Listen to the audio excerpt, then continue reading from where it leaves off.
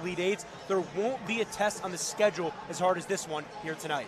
Ryan and I talked with head coach Keith Urgo earlier on with the matchup against Arkansas. Take a listen. Shifting the page here to Arkansas, big-time arena, big-time atmosphere. Going back in your career, you've coached in the Big Ten, in big games before, big arenas. How do you think that helps you in your experience in this game? Yeah, you know what? Honestly, once it's just like a player. Once you kind of get onto that court and the ball's tipped up, you're pretty much just locked into 94 by 50 feet. You don't really pay attention too much to what's going on around you, and I think that's really important tonight. We have an older team, a mature team that I don't think that will faze them too much. Certainly, I hope it won't. But it's exciting for our guys, especially our young guys, to get an opportunity early on in the year to play in front of a passionate fan base like Arkansas has, and so it should be an exciting time. But try not to pay too much attention to what's going on the outside. Arkansas with a lot of new players, a lot of turnover from last year, a lot of freshmen and some transfers as well. How hard is that to kind of game plan against? Yeah, you know what? They're not only young, but they're just incredibly talented. I mean, the athleticism is just off the charts. So for us, obviously, another key to the game is trying to make them play in the half court and take care of the basketball. They just do such a tremendous job of pressuring you all over the floor and playing so hard. They represent their head coach, Coach Musselman, who's done it everywhere, and you can see how hard they play for him. So for us, it's making sure we just take a couple deep breaths, we don't get sped up, and take care of the basketball so we can. And if we do turn it over, we want to make sure they're dead ball turnovers so we can get set up in our half-court defense. Fordham head coach Keith Urgo. Coach, thank you. Thank you, guys. Back at Bud Walton Arena, Sam Davis and Ryan Gregware. And Ryan, talk a little bit more about that matchup. Last time for Fordham, they had 10 turnovers against Dartmouth. Winning the turnover battle will be very important in this one. You can't give Arkansas chances to beat you, and you have to take advantage when Arkansas makes the mistake. The two key areas I look at in this game, Sam, but Fordham wants to play their game, win the turnover battle and win the foul battle. Those are the two areas where Arkansas, perhaps better than anyone in the country, in the entire country, will really dominate you. If Fordham can keep care of the basketball, as you heard Coach Urgo talk about, if they can limit the opportunities for Arkansas to get at the line, that's really all you can ask for in this matchup. Arkansas has 11 new players, just 2 key returnees from the Elite Eight appearances back-to-back for Arkansas, obviously heading into this matchup. But they're extremely athletic. They set a lot of high ball screens, allowing that athleticism to play into the lane, drive to the basket. That's what they do best. Now, typically, you lose all that talent. Top 4 leading scorers from last year. You'd be in some trouble, but Arkansas, number 2 recruiting class in the nation, number 5 transfer class. They restacked this team. Coach Musselman did a great job at retooling this group. Speaking of Coach Musselman, we have to talk about him. His third year, 73-38 with Arkansas. As a head coach in 7 years, his teams have won 20 games each year, 5 straight NCAA tournaments. He's also had experience in the NBA as well, runner-up to NBA Coach of the Year. So Coach Musselman, a very talented coach leading this team. He's one of the best in college basketball, one of the best basketball minds we have in the nation. To retool this team the way he did, Sam, it speaks to his recruiting ability and then his coaching ability too. Guys want to play for him. They're ready for the challenge, and he did a great job collecting talent on this roster. In that last game against Dartmouth for Fordham, they also picked up a lot of fouls. That was an issue. Rastik Nowitzki fouled out of that game. A number of guys with 3 or 4 fouls as well. Arkansas has a strength at getting to the free throw line. That's what they do very, very well. They were first in the NCAA last season in free throws attempted. That's part of Coach Musselman's philosophy. And Ryan, that's going to be another key for Fordham. Limit those fouls against Arkansas. And even though this is a new team, the way they play completely plays into those strengths. They drive to the basket. They're aggressive. They push the ball in transition. They force guys to foul you. It's exactly what Fordham needs to avoid here tonight. And looking at Arkansas, they are star-studded with 2 starters who are freshmen, between Anthony Black and, of course, Jordan Walsh, who are both freshmen. Both have won Player of the Year awards, both 5-star recruits, both highly talented. Both are expected to be top 10 picks in the upcoming NBA draft. Arkansas last year had their first one and done in their history of the program in Moses Moody.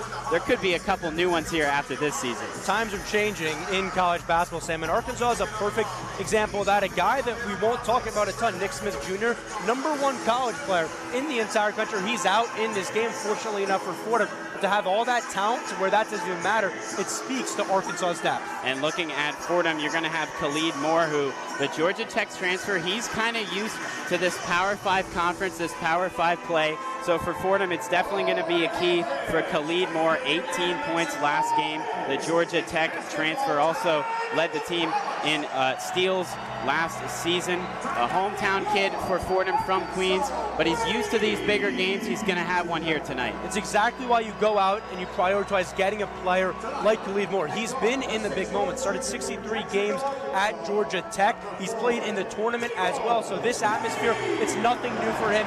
He is a guy to lead this team here tonight. We are going to pause for a quick break before the tip to let the station identify itself. It's 90.7 WFUV New York. Listener-supported public media from Fordham, the Jesuit University of New York. On air, online, and always commercial-free. Back at Bud Walton Arena, all the lights are out here before getting ready for this game. Ryan, an incredible atmosphere, and Bud Walton Arena is a place where Arkansas has had a lot of success. They've led the nation in attendance in the past 2 seasons. They were 17-1 at home last year, 29 straight non-conference victories at Bud Walton Arena. Safe to say Arkansas is very comfortable playing at home. Sam, I can barely hear you. In all seriousness, this atmosphere is awesome. This is what it's all about. You hear the Fordham players, they're so pumped for this experience. Guys want to play under the bright lights, and with the fan base that Arkansas has, there's not going to be a better atmosphere for Fordham to get acclimated to college basketball than this experience. Coach Urgo said Arkansas prepares us for hostile environments within the A-10. I don't know if they're going to get an environment anything like this, as the lights are back on and we're just about ready to get underway. Quickly looking at the starting lineups for Fordham. It's Khalid Moore, Darius Quisenberry, Kyle Rose, Antrell Charlton, and Abdu Simbilla, the usual 5 for them. For Arkansas, a little bit of a change. Anthony Black, Devontae Davis, Ricky Council, those are all the same, in addition to Makai Mitchell. But Jordan Walsh, the freshman, will be getting the start for the Razorbacks. The Rams in their all-white road unis, and with their white jerseys and white shorts, maroon letters and numbers on the front and back, and Arkansas in their red home jerseys with a gray stripe down the side with white numbers and white letters on the front and back. As the student section looking to get loud here at Bud Walton Arena, and Abdu Simbilla will head out to the Razorback logo at midcourt. He's going to be greeted by Makai Mitchell, a familiar foe for the Rams, a transfer from Rhode Island. So he's spent some time in the A-10. Fordham held him to just 3 points and 4 rebounds last year when Fordham defeated URI. But Makai Mitchell has a lot of help from his friends this year with the Razorbacks. We're ready for the tip. And the ball is thrown up, and it's won by Fordham, and we're underway from Arkansas. Quick lob to Khalid Moore. It's out of bounds, and possession will stay with Fordham. Same exact way you saw Fordham start last game out. It looks like Arkansas overturned this call, and this is going to be their basketball. It's originally ruled Fordham ball, but now it's going to be Arkansas possession quickly here, as it's going to be Jordan Walsh inbounding. Here's Anthony Black. He works the ball past half court. Anthony Black hands it off to Devontae Davis, and an offensive foul. Anthony Black handed off the football and then ran right in to Darius Quisenberry in a turnover. Funny you bring up football when it comes to Anthony Black. 3-star recruit, actually got an offer from Arkansas there, using his body just too much, and Fordham gets the basketball I don't back. think I even realized I slipped there because it was a football move. He lowered his shoulder there, and an offensive foul as Kyle Rose inbounds to Antrell Charlton. Antrell Charlton advancing it over half court for Fordham. Hearing it from the fans. He has it at the left arc, passes it to Quisenberry at the top of the perimeter. Quisenberry swings it back to Charlton. Charlton looks to make a move, step back jumper, and it's good. Antrell Charlton picking up where he left off last game at 16 points. The first 2 points in this one, Fordham takes a 2-0 lead. Here's Jordan Walsh the other way for Arkansas. Walsh passes it into the corner. Davis looks to hand it off to Mitchell, but it's a turnover. And quickly the other way is Charlton. Charlton spins, Now looking to drive towards the lane, passes it to Moore, swings it to Kyle Rose in the far corner. Kyle Rose for three, it's good. It's quickly 5-0 Rams. Anthony Black the other way for Arkansas. Passes it into the quarter. Here's Jordan Walsh, swings it back to Black. Black into the paint. Now back, corner three for Walsh. That one's no good. Is able to get his own rebound. It bounces out to him, still in the near corner. Passes it out. Here's Makai Mitchell into the paint. He spins, kicks it out. Walsh is going to drive again, puts it up, and gets it in. A physical play gets Arkansas on the board. The athleticism from Walsh on display right there. That's a hard move to make into the paint over a tough defender in Simbilla. He made it look easy. And here is Kyle Rose for Fordham. Antrell Charlton has it. Now back to Darius Quisenberry in the left arc. Bounce pass to Moore. Khalid Moore at the top of the perimeter. Swings it. Here's Kyle Rose off a screen from Moore. Rose is going to look to drive to the basket. Hop step and a travel. And the crowd goes crazy for that call as Arkansas will take possession. Fordham still up 5-2, 18-37. Early stages here of the first half. As here's Jordan Walsh. Jordan Walsh is going to look to drive. Lob up to Mitchell. It's blocked away by Simbilla. Good defense from Simbilla. Quickly the other way. Here's Quisenberry. Kicks it out to Charlton. Charlton has it at the top of the key. Charlton off a screen from Simbilla. Charlton's going to take another mid-range jumper, and that one's pure. Antrell Charlton with 2 baskets early. 7-2 Fordham. 17:40 to go in the first half. Here's Devontae Davis the other way. Davis off a screen from Mitchell. Swings it to Walsh. He's open, but decides to take it into the paint. Fakes the handoff, and now gives it to Ricky Council. Ricky Council on the right arc. Council's going to take a long 2-pointer, and it's good. Ricky Council makes it 7-4. Fordham still in the lead. 7:15 to go. Antrell Charlton working it over the half court. Fakes the handoff. Is going to drive baseline, but loses possession of the ball out of bounds. A turnover.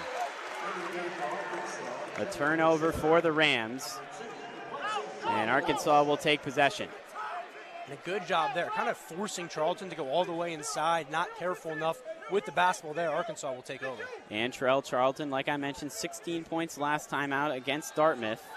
Taking a step up offensively so far this year, as here's Makai Mitchell at the top of the key. He's going to hand it off to Davis. Left arc 3, off the side of the rim, no good.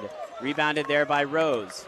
Fordham is forcing Arkansas to take threes, and they haven't been able to make them so far. Here's Quisenberry in the right arc. He's going to deny a screen. Heading into the corner, Quisenberry passes to Charlton in the right wing. Swings it around. Here's Kyle Rose.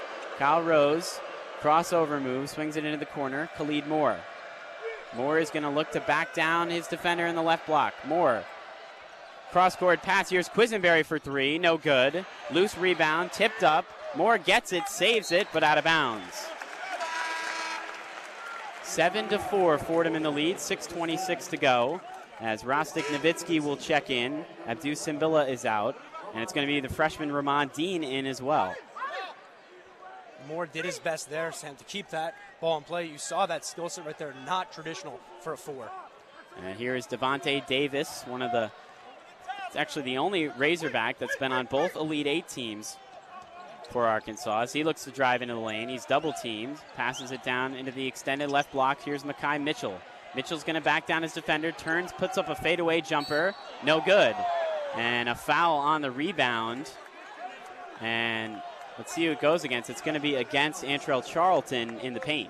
Coach Urgo not happy with that call right there. And Sam, early on, you're seeing Fordham, they're not willing to give them inside shots. They're letting them try to beat them outside. And to your point, Arkansas hasn't hit a 3 yet. And Antrell Charlton will now step out of the game as Devontae Davis will inbound on the baseline for the Razorbacks. He has it, passes it in to Trevin Brazil into the game.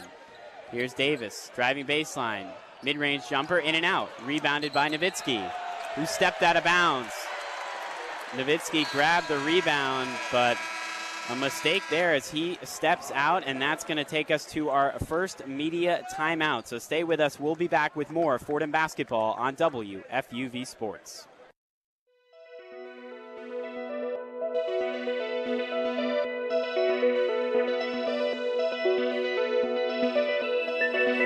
Hi, I'm Michael Calamari, reminding you to tune into New York's longest-running sports call-in show, One on One. Catch all the breaking sports news, hot takes, inside scoops from our beat reporters, and interviews with people around the world of sports. 101 airs every Saturday from 11 a.m. to 2 p.m. on YouTube Live, and once again at night from 11 p.m. to 2 a.m. on 90.7 FM. Want more 101? Catch our Wednesday edition of the show, 101 Nightly, from 8:30 p.m. to 10 p.m. on Twitter and YouTube Live. Join the conversation and tune in to 101, New York's longest-running sports call-in show.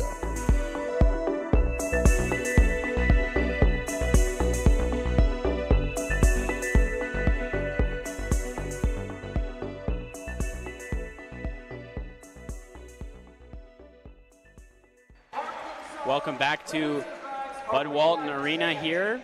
Fordham in the lead 7-4 over Arkansas at our first media timeout. And Ryan, we're seeing Fordham defensively, definitely with a game plan, tightening up into the paint, allowing Arkansas to take some deep shots, take some threes. So far, they haven't been able to hit them. And we'll see what happens. There's a lot of basketball left, but it's clear early on Fordham saw the game plan, did not want Arkansas to beat them inside. They were going to let them shoot threes, particularly Walsh. He's taken a couple, and Fordham, to their credit, it's worked thus far, and they have a 7-4 lead. And Antrell Charlton with 4 points in the early going there. For himself, last season, just 33% from the field, just 27% from three. But this year, he's showing himself as more of a scoring presence, and he also seems to be much more confident taking those mid-range shots and hitting them. He loves that mid-range shot. We talked to Coach Urgo following the win over Dartmouth. He said Carmelo Anthony is Antrell Charlton's favorite game. He tries to model his game after him. We've seen those are two very typical Carmelo Anthony shots, and he's made both of them. Coach Urgo said he did not expect this team to be rattled. He didn't expect them to be intimidated by the environment here at Bud Walton Arena, and safe to say they aren't, as Fordham jumps out to a 7-4 lead at the first media timeout. 16 minutes exactly on the clock as both teams are back out onto the court. And Will Richardson, the freshman, into the game for Fordham. The 4-star recruit, second highest recruit in team history. And for Arkansas, 4- and 5-star recruits are nothing new. Ricky Council inbound on the baseline. He passes it in to Trevin Brazil. Brazil swings it. Here's Ricky Council. He's going to drive in the lane, pump fakes, hangs in the air, throws it to Devontae Davis. He puts it up, gets the floater to go. Ricky Council was in the air, couldn't find where to throw the ball, but luckily Davis was in the paint at the left block, and he gets the layup to go. Arkansas within one, 7-6. Under 16 minutes in the first half. Here's Rostik Nowitzki, hands it off to Quisenberry. He's going to drive all the way to lane, puts it up, hits the deck hard. No foul is called. Quickly the other way. Here's Devontae Davis. Davis passes it to Council. Council has it at the left arc. The Wichita State transfer. Here's Devontae Davis again. Off of a screen. He's going to take a teardrop floater. No good. Rebounded by Nowitzki. Fordham looking to push it. Here's Khalid Moore the other way. Hands it off to Quisenberry. He's going to take a right arc three. In and out. Rebounded there by Makai Mitchell. Quickly up ahead. Trevon Brazil misses the layup. A cross-court pass to Brazil, but he could not finish it off. And now Fordham quickly back the other way. Ramad Dean fakes a corner three. Almost loses the ball. Goes to the ground. And it's a turnover. Devontae Davis ends up with it for Arkansas. They're going to push the other way. Back and forth action. Anthony Black drives in the lane. Hands it off to Mitchell. No good. Loose rebound and a foul. A foul on the rebound there is Anthony Black, 6'7", working towards the right block, was able to draw that foul for Arkansas. And you see these last two possessions, Arkansas playing exactly how they want. When they get the rebound, they're going to push it in transition. Fordham did a good job gathering those last two possessions, and unfortunately, it looks like the foul will go against Rostik Nowitzki. Couldn't get his hands in the right place. Rostik Nowitzki fouled out in the last game, so got in some foul trouble as a bunch of subs will check into the game for the Rams. As Kyle Rose, Pat Kelly, Abdu Simbila, Antrell Charlton all check in. Will Richardson still in the game, as Anthony Black will have one more free throw with a chance to tie the game as he missed the first one. Here's the second one. It's good. So a tie game at 7, 14:36 remaining in the first half. Will Richardson will bring it up, and quickly a double trap. He works to get it over half court, and finally does. A foul will be called. It's going to be against Jordan Walsh along the far sideline, and the fans don't like it. You can't help but think, Sam, second collegiate game for Will Richardson at Arkansas. What a tough task that may be to bring the ball up, to have 2 5-stars in your mouth right there. Not an easy task. Fortunately for him, he was able to bring it up the court and got the foul to go his way. Yeah, Will Richardson looked up and saw 2 big bodies right in front of him, but he was able to work his way around it, draw the foul. Now Kyle Rose is going to be inbound on the sideline. Looks to pass it in, bounce pass into Charlton. Charlton hands it off to Rose at the top of the key. Rose is going to look to drive to the basket, stops, puts it up, and he's fouled. Kyle Rose got his defender into the air and draws the foul, and he'll head to the line. A great move there from Kyle Rose. Bit of a delay, able to get into the paint, fight off the contact to get the foul to go his way. 7-7 our score. We're even. 14:21 to go in the first half. Kyle Rose will head to the free throw line for 2. As he hears it from the fans. Kyle Rose at the line. The first one rolls in and out. Kyle Rose, 51 three-pointers last year, which is good for second on the team. Also had 1.4 steals per game the year before. That was also second on the team. So a good three-point shooter and a good defender. He's at the line here for one more, in and out. Pat Kelly tips the rebound up, and Fordham regains possession. Bounce pass, right arc 3 for Rose. That one's no good. Loose rebound, Pat Kelly tips it again. He gets another rebound. Here's Antrell Charlton now on the left arc. He's going to look to drive into the paint towards the right block, and has his shot rejected by Trevin Brazil as he went up for a mid-range right about the elbow. Brazil rejected it. 5 seconds on the shot clock. Rose bounce pass to Simbila. His shot is rejected. Goes up again, and it's rejected again. 3 blocks in the possession for Arkansas, and they'll take possession. Chaotic series of events there, Sam. What did that show me? It showed me Arkansas, they have a ton of athletes. Makai Mitchell got the block there. Actually, Mikel Mitchell, his twin, now into the game, was able to get that block. Here's Jordan Walsh the other way. He's going to drive to the basket, gets the layup to go off the glass. Jordan Walsh with a nice layup, and now Arkansas will bring pressure again. It's broken as the pass is into the hands of Kelly as they're over the midcourt line. Here's Kyle Rose. Swings it to Antrell Charlton, who will look to slow things down as Arkansas has their first lead at 9-7. Charlton near the top of the key. Now he's going to look to drive. Kicks it out. Pat Kelly straight on 3. No good.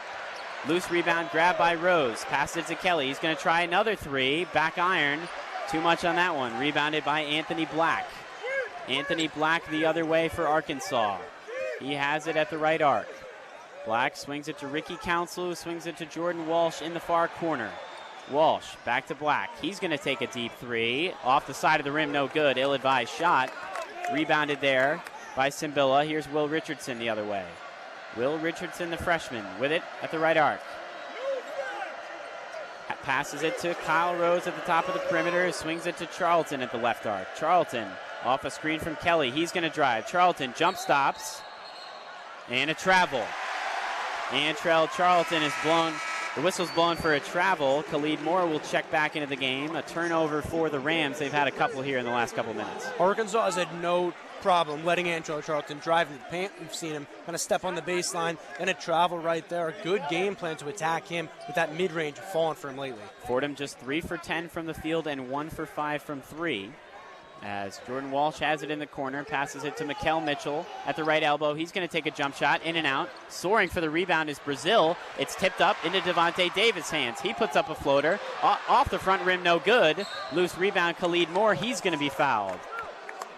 Some physical play underneath and a number of offensive rebounds for Arkansas, but Fordham's finally able to wrestle that one down. The way these two teams play, there's going to be a ton of loose balls here tonight. So getting those, grabbing it, containing the basketball, good job by Fordham doing it right there. Fordham with 7 turnovers early in this game. Ryan, we talked about that's something they would like to avoid. Can't give Arkansas second chances or third chances, as Charlton will have it, and he's going to dribble it out and advance it over half court. Charlton, the far side of the court. Off a screen from Moore. Charlton hands it off to Simbila. Simbila fakes the handoff, now swings it back to Charlton. Charlton at the right arc. Antrell Charlton's going to take another mid-range jumper too strong. Rebound is grabbed by Trevin Brazil. The 6'10 forward, Brazil, is able to snatch that one down. He's got it. Brazil, a Missouri transfer. Here's Ricky Council. Council's going to drive into the lane as it deflected, and it's going to end up in the hands of Khalid Moore, so a turnover for Arkansas. Khalid Moore the other way. He's going to drive all the way, and an offensive foul. Khalid Moore looks to pass it to an open Will Richardson in the corner, but instead it was an offensive foul. So we are now under 12 minutes, 11:26 to go in the first half. A low-scoring affair. Arkansas in the lead against Fordham, 9-7. We are going to send it back to the Rose Hill Studios for a one-on-one scoreboard with Annabelle Watson. The one-on-one scoreboard. Starting off in the A10, 24th ranked Dayton faces off against SMU. Score there is 40-30 Dayton with 15 minutes left. The George Mason Patriots lead Longwood by 11 in the second half. Heading over to the top 25, and the Armed Forces Classic, Gonzaga on upset alert with Michigan State, leading by 10 with 15 minutes left. Third-ranked Houston leads St. Joe's by 26 with 3 minutes left. At Cameron Indoor Stadium, Duke is taking care of South Carolina Upstate 73-28. Number 1 UNC down by 7 to Charlestown, halftime there. Villanova trailing Temple by 3 with 17 minutes left. And in the NBA, both the Knicks and Nets are off tonight. The Nets will return to action tomorrow against the Clippers in LA, while the Knicks will face off against the Thunder on Sunday. With the one-on-one scoreboard, I'm Annabelle Watson. Back at Bud Walton Arena, Sam Davis and Ryan Gregware with WFUV Sports. And Ryan, it was somewhat sloppy to start this one in the first 9 minutes or so, as both teams shooting under 30%. Fordham with 8 turnovers, Arkansas with 4. So a slow start for both sides, but Fordham still within 2 points. Now, I will say, an ugly game with a lot of missed shots. That always favors the typically less talented team. So good job by Fordham making this game ugly, making Arkansas uncomfortable. You brought it up, Sam, the 8 turnovers. That was one of the areas we really looked at. You needed to limit those opportunities. I guess the one positive for Fordham, a lot of them came on dead balls, whether it be stepping on the baseline or taking a charge or traveling right there. That's the one positive you can take. At the end of the day, turning over the basketball is not going to help you beat the top 10 team in the nation. And another aspect that I would say is somewhat surprising, considering the size of Arkansas, Fordham is out-rebounding Arkansas 10-8. They also are out-rebounding them on the offensive side of the ball. So Pat Kelly with a couple nice offensive rebounds down the floor there, and Fordham doing a nice job on the board so far in this one. The ball's tipped their way a good amount of times, but you have to give them credit because they've came down with the basketball. Arkansas has all the size in the world. When they're rolling out a 6'7" point guard as the smallest guy on the floor with different lineups, it's going to be a very tough task, but Fordham's done a good job navigating those difficult waters here early on. That 6'7" point guard, Anthony Black, the 5-star recruit, number 5 on the 2023 NBA mock draft. Number 3 is his teammate, who's currently out, like we mentioned before the game, Nick Smith Jr., the number 1 college player in the NBA mock draft for ESPN. So expecting big things are the Razorback faithful, as Devontae Davis will have it over midcourt, and we're back underway. He sends a bounce pass over to Jordan Walsh, who's going to look to drive baseline. He's stopped there by Khalid Moore. Now he's going to look to drive towards the left block, spins, kicks it back out, Ricky Council. Council off of a screen at the top of the key. Council's going to take a 3. That one's short. Loose rebound, grabbed by Mekhi Mitchell, who goes up and gets a layup. So as we spoke about Fordham leading the rebounding game so far, Arkansas with a big offensive rebound. They go up 11-7. Under 11 minutes to play in the first half. As Ramad Dean has it at the left arc. Passes it into the corner. Here's Khalid Moore. He's going to take a 3. Air ball. And a rebound there by Mekhi Mitchell, pushing it the other way. As here's Ricky Council in the near corner. Bounce pass to Mitchell. Hands it off to Jordan Walsh. Walsh kicks it out. Trevin Brazil, right arc 3, in and out. Loose rebound, and Ramad Dean eventually gets his hands on it for Fordham. Antrell Charlton the other way for the Rams. He's going to hand it off to Moore. Moore swings it. Here's Quisenberry. Quisenberry bounce pass to Nowitzki at the top of the perimeter. Nowitzki hands it off to Charlton, and an offensive foul. Rostik Nowitzki leaned in there on the screen. At least that seems to be the call, and it's going to be a turnover. Arkansas will have it. Nowitzki not getting set with his feet there. It's been such an issue for him throughout his Fordham career, and another turnover for Fordham. Devontae Davis leading it over half court for Arkansas. Off of a couple high screens, passes it into the corner. Here's Jordan Walsh. Jordan Walsh is going to take a right arc three. No good. Rebound snatched down and put up and good. Ricky Council grabbed the offensive board. He gets the layup to go.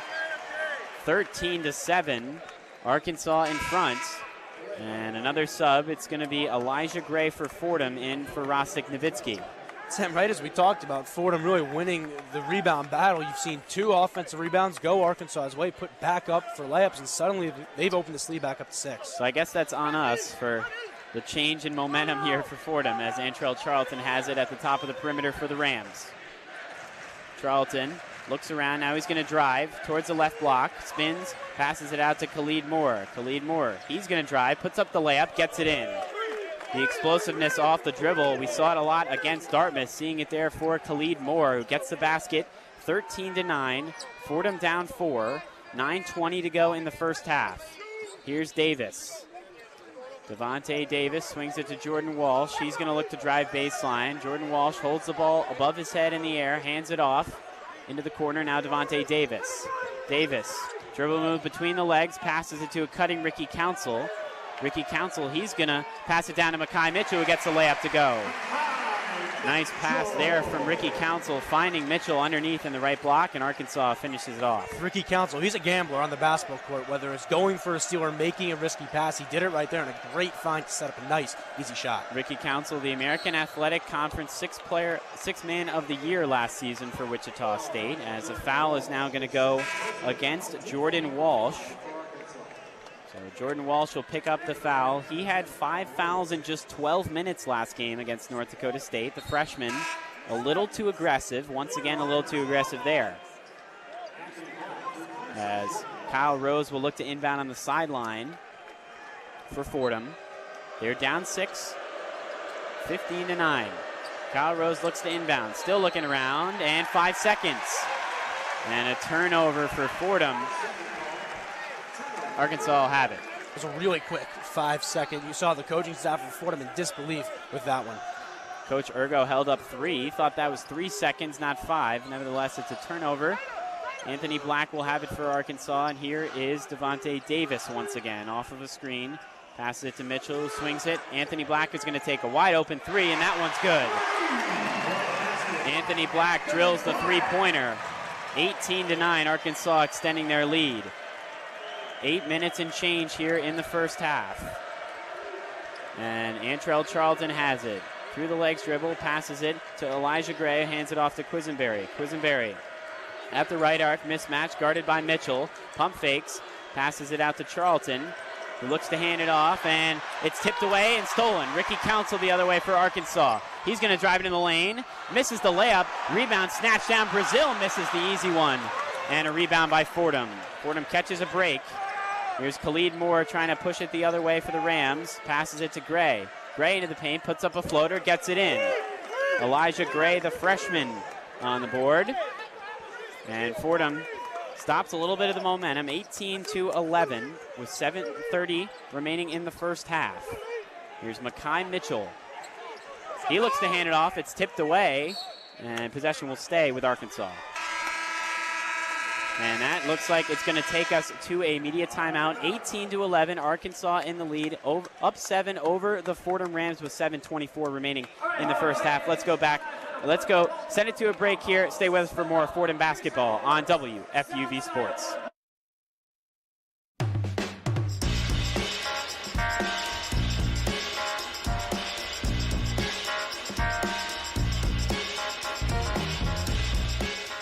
What's going on, everyone? This is Danny Scott, your New York Jets beat reporter.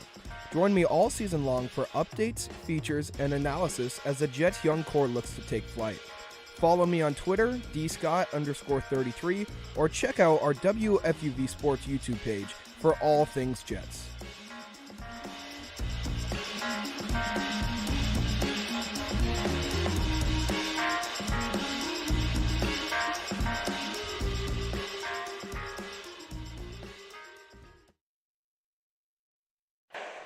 Welcome back to Bud Walton Arena. Sam Davis and Ryan Gregware.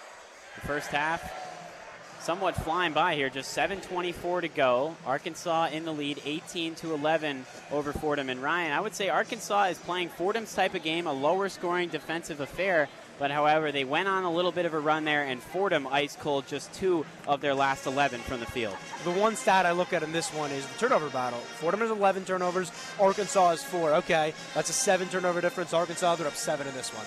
That definitely makes a big difference. We talked about it before the game, how important turning the ball over would be, not only for Fordham, but also for Arkansas, as they did turn the ball over quite a bit in their last matchup against North Dakota State. And it's a young team. Coach Musselman trying to get this team to gel together. It's obviously early in the year, but they're starting to take steps from that first game of the year against North Dakota State. They have so much talent, but at the end of the day, if you're Fordham, this was an opportunity. Okay, they're young, they're inexperienced. Let's try to catch them off guard. Let's throw something out that a lot of these guys coming from high school haven't seen before, but Arkansas, they've been up to the task here early in this one. Fordham has done a nice job limiting Arkansas behind the arc. Just 1 for 7 from 3, but then they themselves 1 for 6 from behind the arc. Much different than the 88 points they put up on Monday against Dartmouth, shooting over 50% from the field in that game. So the offense struggling a little bit so far in this one, but Coach Urgo talked to us during the week and he said, we prepare every day in practice for nights when we aren't making shots. They aren't making them right now, so we'll see what Fordham can do to hang around in this game in the first half. 18-11, 7-point lead for Arkansas with 7:24. Both teams back out onto the court now. And Devontae Davis will inbound to Anthony Black for the Razorbacks. Off a screen, a couple of screens. Anthony Black drives into the lane towards the right arc, and Quisenberry rushes up and steals the ball, and he's fouled on the way down. That's a really experienced player in Darius Quisenberry, making a really high IQ play, swarming the basketball, and appears getting it. And he saw that Anthony Black was driving into the lane and then quickly grabbed the basketball, but it looks like possession will stay with Arkansas, so maybe a foul called there as they inbound here to Trevin Brazil. Brazil at the right arc, passes to Council. Ricky Council driving into the lane, puts it up, gets the layup to go.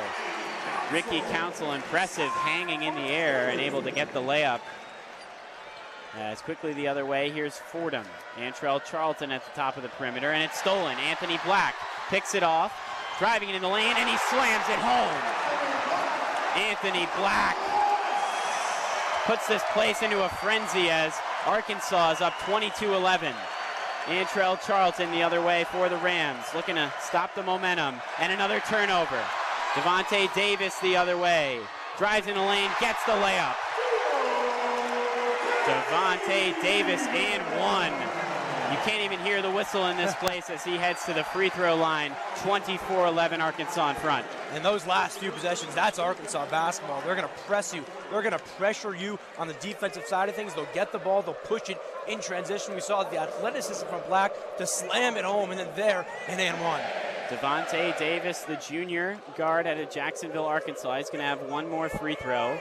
Coach Musselman very tough on him, expects more out of him, especially as a scorer this year, to take a step up from what was more of a role player last season with the Razorbacks. But an impressive move right there to the basket, and he hits the free throw as well. So the Razorbacks are up 25-11 with 6:35 to go in the first half. Elijah Gray is going to inbound, and Arkansas will keep a little bit of their pressure here as Charlton looks to work it over half court.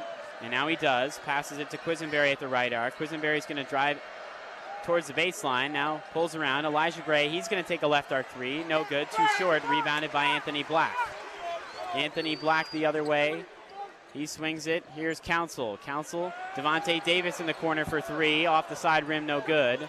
Rebound on the floor is Dean, and a loose scramble for the ball. Again onto the floor. Quisenberry finally passes it to Dean, who gets it over half court, and he throws it away. A turnover for the Rams once again. Anthony Black the other way for the Razorbacks. Under 6 to go in this one. Corner 3, Council. It's good. And a timeout for the Rams. 28-11, Arkansas in front. And Ryan, Fordham turning the ball away, sloppy possessions there. And this place is going nuts. And that's the right call to call timeout there, because Arkansas has been just suffocating Fordham. Every pass seems to be going Arkansas's way. Then Fordham not getting set defensively, letting some open threes fall, and this one is getting ugly in a hurry. And turning the ball over, especially in an environment like this where the crowd can flip on the flip of a switch. They do it here as they are now going nuts, rooting for their Razorbacks as Fordham giving the ball up, making those sloppy mistakes that we talked about them needing to avoid. And Arkansas, they're pressuring Fordham a ton, so they're forcing Fordham into these mistakes. You mentioned the crowd. You wonder, Sam, we hear all about how once you get on the court, it doesn't matter, you're just playing basketball. But you do have to wonder, with this atmosphere, with some guys on Fordham never playing an experience like this, how much is the crowd having a factor on Fordham being careless with the basketball? We will see as Elijah Gray will inbound on the baseline for the Rams, who eventually got that possession after diving to the ground multiple times. As Darius Quisenberry has it, he's double-teamed, passes it ahead to Gray. Gray over the half-court line, hands it right back off to Quisenberry. Darius Quisenberry is now double-teamed again. Quisenberry looks to hand it off. Another turnover. Anthony Black quickly up to Davis, and he misses the dunk. Devontae Davis tried to slam it home. Fordham catches a break. He was wide open, missed the dunk. Charlton the other way. Charlton trying to pass it over his head, and another turnover. It won't stop.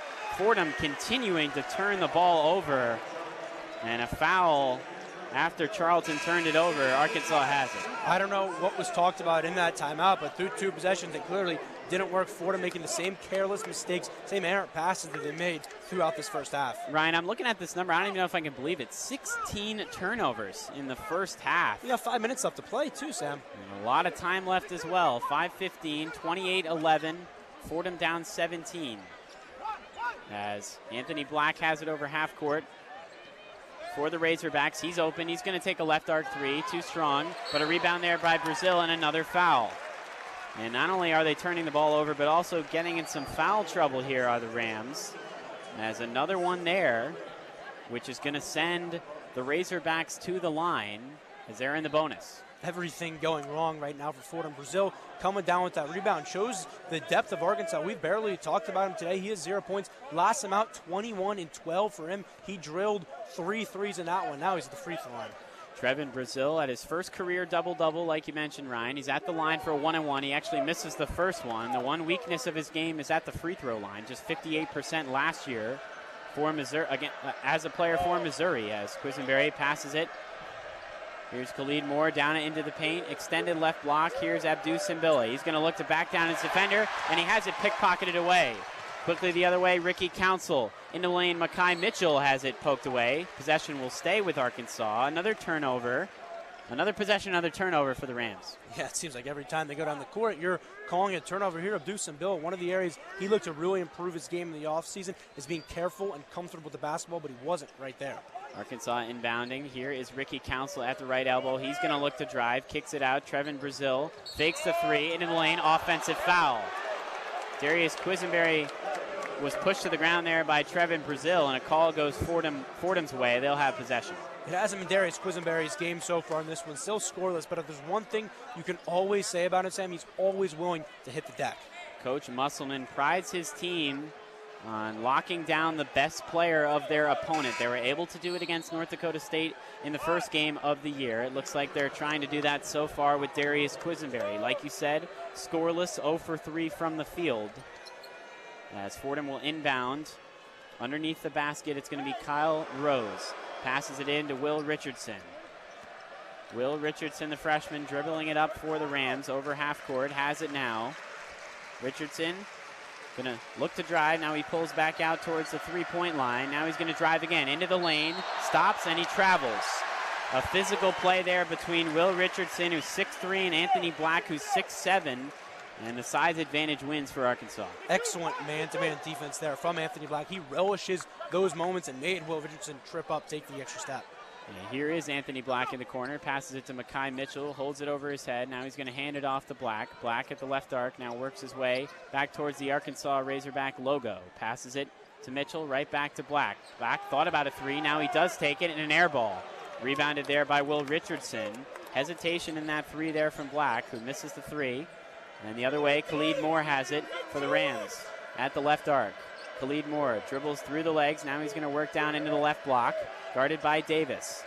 Khalid Moore puts up a mid-range jumper, no good. Loose rebound tipped towards Devontae Davis. Ricky Council the other way. Now Davis. Bounce pass into the paint. Makai Mitchell gets the layup off the glass and in. 3 minutes and 30 seconds to go in the first half. Arkansas extending their lead 30-11 over the Rams. As Darius Quisenberry drives into the lane, and he's fouled. And perhaps got away with a little foul there as he'll wildly drive towards the basket, but it's going to be a foul, and that's going to lead us to another immediate timeout. 30-11, Arkansas over Fordham. We're going to go back to the Rose Hill Studios for the one-on-one scoreboard with Annabelle Watson. The one-on-one scoreboard. Starting off in the A10, the Dayton Flyers are leading SMU by 11 with 17 minutes to go. George Mason ahead by 10 in a matchup with Longwood, 11 minutes left. Heading over to the top 25, third-ranked Houston defeats St. Joe's 81-55. Michigan State is looking for an upset out in San Diego. They lead Gonzaga by 4 with 8 minutes left. Very close game at the Smith Center. Charleston up by 1 against number 1 UNC, 12 minutes to go. With 6 minutes left, Villanova is leading by only 2 against unranked Temple. No NBA in New York tonight with the Knicks and Nets off tonight. The Nets will face off against the Clippers on Saturday, and the Nets will return to action Sunday. With the one-on-one scoreboard, I'm Annabelle Watson.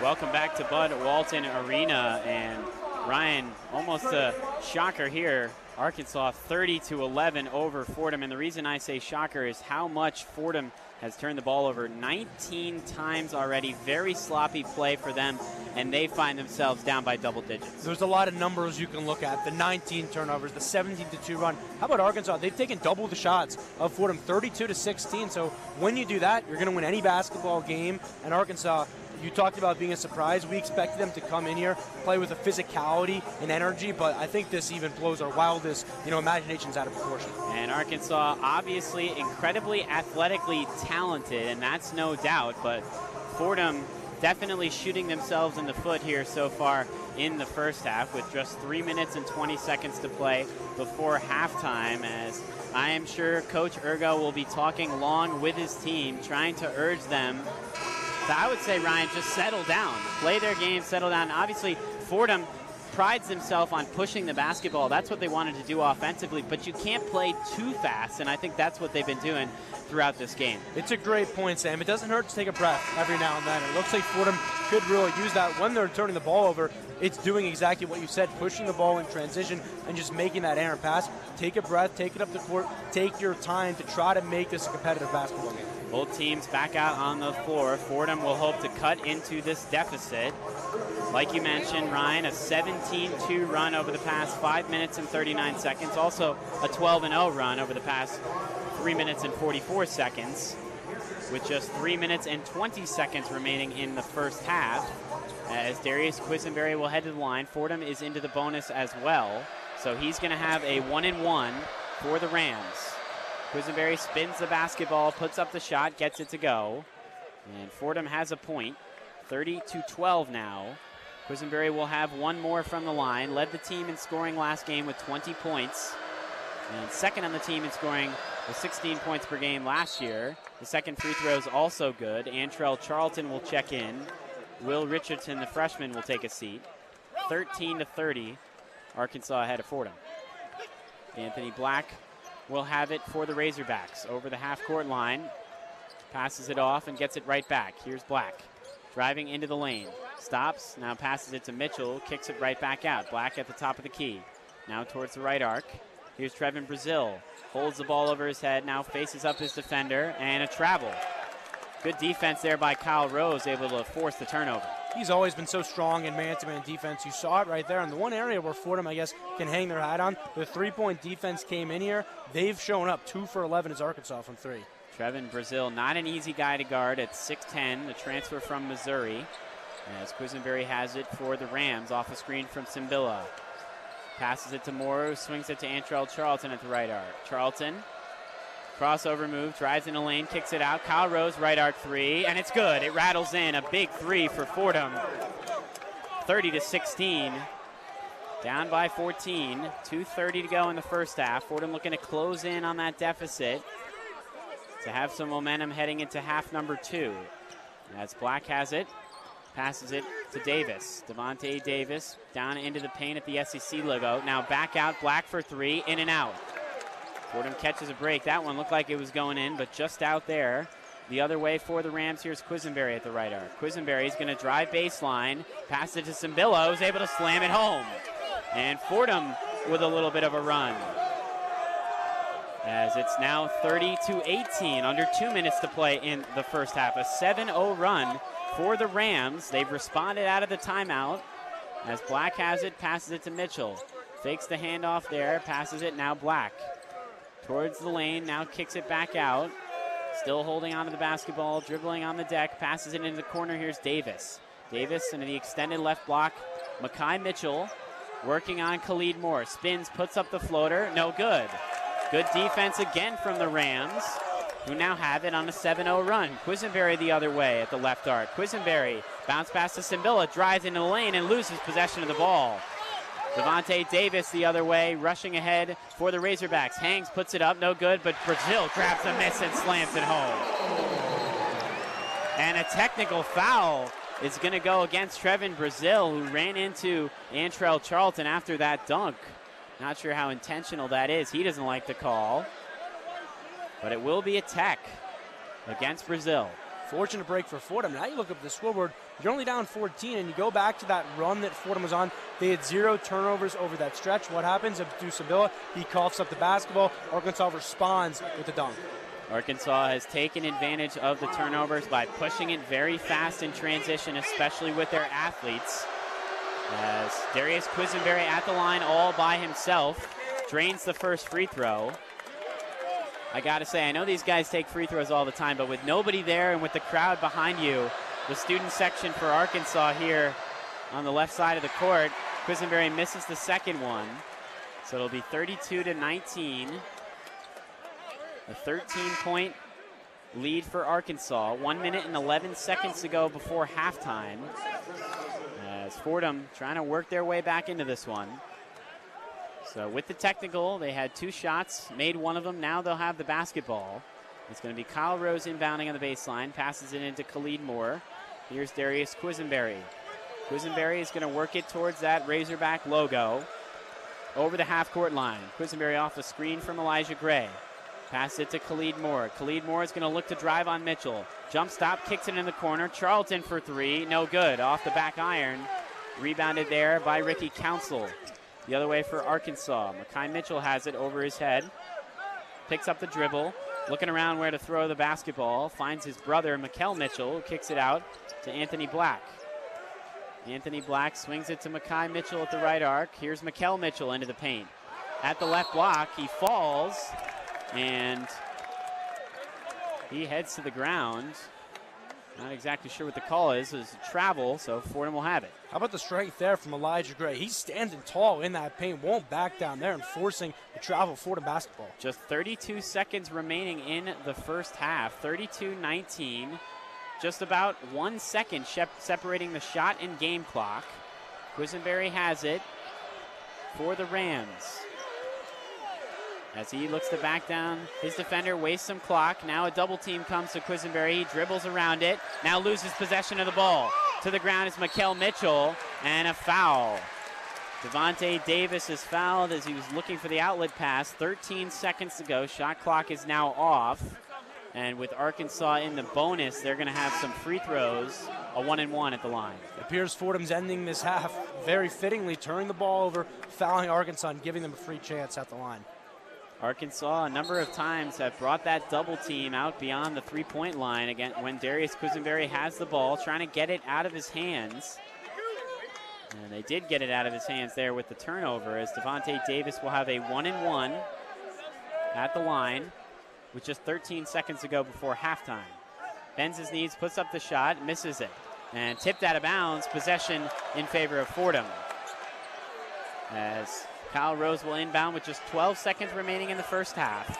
So one final possession before halftime for Fordham. They can make it a 10-point game, or at least close to that, with a basket. Here's Antrell Charlton. Charlton driving into the paint, spins, puts up a floater, and it's good.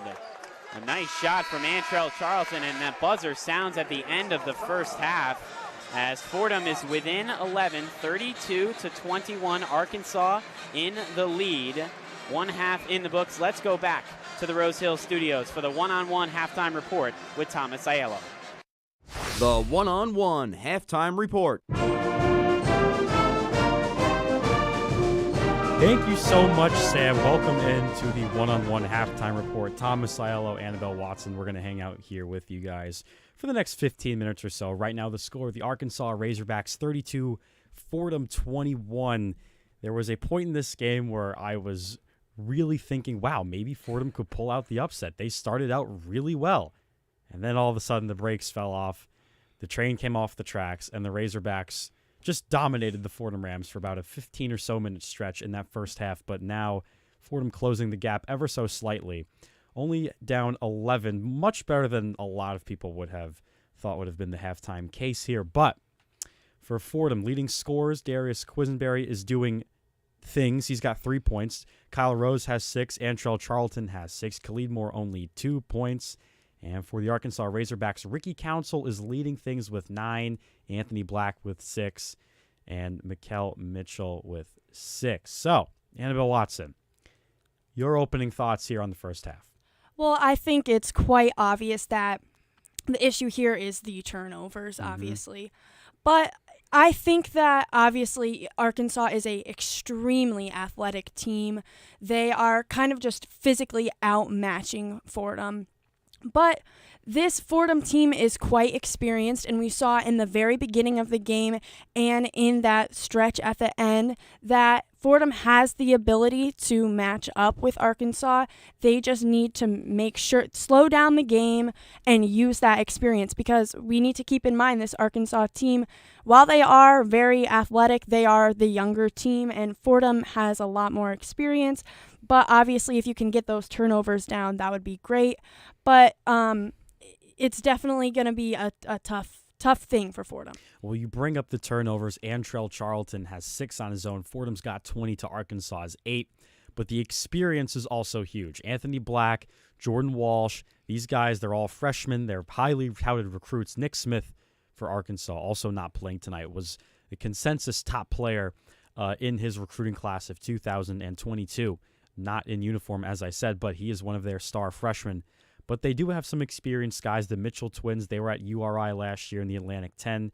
Ricky Council was at Wichita State. He's been around the block before. Fordham's side as well. Khalid Moore from Georgia Tech, 4 years there. Darius Quisenberry in his 5th year. 1,600-plus career college points. Kyle Rose, 4th year. Abdu Simbila playing at Penn State. Patrick Kelly also playing at Penn State. So you're right. The experience for Fordham, it certainly, in most cases, is a plus. But tonight it may not be, because Arkansas is just that talented. There's really no other way to put it. And Eric Musselman's group putting on an absolute show in the first half. Anthony Black threw a jam down, almost as if his head was going to hit the rim. I was kind of holding my breath like, oh my God, is he going to get hurt? Maybe would have needed a couple stitches if that happened, but all is well out in Fayetteville. Arkansas, but the turnovers, I mean, you brought it up, huge issue. Fordham also not known as a prolific three-point shooting team. They've only taken 9 threes and hit 2 of them. Arkansas has taken 12, also hit 2. But the volume of the threes, given how big and strong and athletic, as you said, Arkansas is, may be wise to start chucking some threes from outside. Maybe just to change it up a little bit. Yeah, definitely. I think that you got to try that if this Arkansas team is just going to absolutely dominate you in the paint. They, like you said, there's just a lot of athleticism there. But if Arkansas isn't performing as well on that three-point shot, Fordham should at least give it a try. You know, this game, it's obviously not, they're not looking for the win. You know, they know that this is going to be not a close game. So why not try that three-point shot? I think it could get them within a closer margin. Well, here's the thing I would like to point out, especially for teams like Fordham that go into these games like Arkansas. So you have historically a very underwhelming Atlantic 10 team in Fordham. Arkansas has been very good for the last decade plus with Mike Anderson, now Eric Musselman, consecutive Elite Eight runs. I think if you're Fordham, if you agree, if you lose this game, let's just say, if you lose by, we'll say 13 points, that's a win. That's a success. Win. Yeah. That's a success. And that's not, I'm not saying that Keith Urgo should go into the locker room speech and say that let's try to lose by 13, because that would be a little bit demoralizing. But in the back of your mind, in the big picture, Annabelle Watson, if you're competitive in this game, I think they're going to be good long term. Yeah, I mean, I think this sets you up for those teams that are going to be very competitive in conference play. So if you can get within that margin with Arkansas, that leaves a lot of room for, that makes you optimistic for those big A-10 teams, which I think is more the goal here with this game, is to prepare you for games like that. Right. Well, you bring up those big A-10 teams. Dayton's very tall and physical. St. Louis is very tall and physical. VCU is always physical and athletic. So you get all three elements of what you will see in your regular season, in your in-conference schedule, in this Arkansas game. Another unique pointer that I want to point out here, Khalid Moore, I know I mentioned him earlier, 4 years at Georgia Tech, ACC, used to this sort of competition. The Arkansas Razorbacks have kind of honed in on him. He's only 1 of 3 from the field, 2 assists, 2 points, 1 rebound. He's got a foul and a turnover. And he played a really good opening night for Fordham, 18-7 against Dartmouth. Very quiet here in this first half. No Fordham players getting higher than 7 points. Only 2 guys have 6. And Abdu Simbila only has 2 points. Khalid Moore only 2. And the bench has also been non-existent other than Elijah Gray, the only bench player to score. He has 2 points. Will Richardson has not done much. Ramad Dean has not done that much. But the freshmen, especially Annabelle, this is one I would like to point out.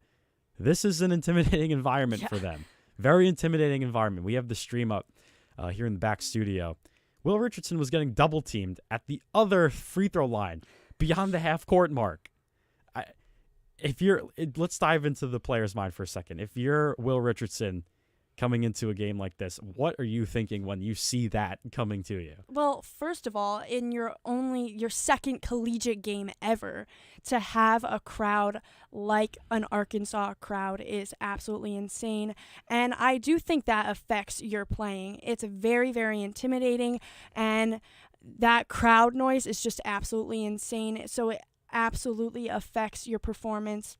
And not just for those freshmen, I think for all the players, that's a very intimidating environment. No matter how much experience you've had, coming into an SEC stadium is absolutely insane. Well, you're from Connecticut, so you're very familiar with the Yukon Huskies. And environment is what half of their thing kind of thrives on. Right? The culture, atmosphere, that sort of pushes the team forward. And Arkansas, I mean, they've got plenty of that, especially again SEC school. They get a lot of in-state sort of stuff because they're really the only team out there. So they've got the advantages of having a fan base. They can build up that sort of thing. But it is a huge plus for this Arkansas group, especially the fact that, again, I've said this about 6 times already.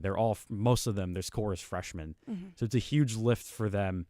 But Eric Musselman coaches a wonderful, wonderful brand of basketball. Very fast-paced, very physical, extremely athletic, and in all honesty, a lot of fun to watch. Not to say that Keith Urgo doesn't do a good job for Fordham, but I mean, it's just a different level of competition, if we're being very honest here. But the second half, we're going into that very shortly. Annabelle, what are you looking for from both teams here? Obviously, for Fordham, not to sound like a broken record, but you want to get those turnovers down. You want to slow down the game and maybe look for that three-point shot because of the physicality of this Arkansas team. For Arkansas, I think you kind of got to continue the way you're going. Similar to Fordham, maybe get those three-point shots up, but right now for them, you don't really need that. But if you can get those three-point shots up, that might allow them to just absolutely run away with it. And again, just keep being physical and using that athleticism. Well, as Annabelle, as you said, put the threes up. You might hit a few.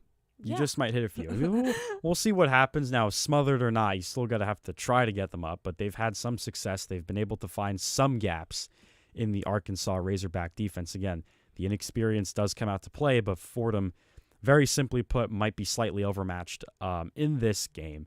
Nonetheless, still a good test for the Rams. Long-term, 32 for Arkansas. Fordham has 21 going into the half. Once again, leading scorers Ricky Council with 9, Kyle Rose and Antrell Charlton with 6 for Fordham. Now, one quick note before we send it back. Ricky Council is a transfer from Wichita State. He did win 6th Man of the Year in that league, and I think he's going to be elevating his play here in Arkansas. Very interesting piece that the Razorbacks have nonetheless. But that is just going to about do it for us here for the one-on-one halftime report. We're going to send it back to the guys, Sam Davis and Ryan Gregware, momentarily here on WFUV Sports.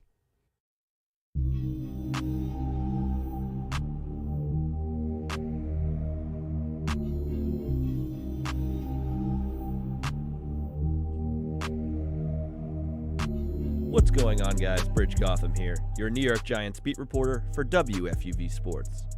Be on the lookout for weekly reports and game recaps on WFUV's YouTube channel. We'll be covering the action all season long. Feel free to follow me on Twitter at BGBridge for updates throughout the games. For all things Big Blue, stay tuned all season long.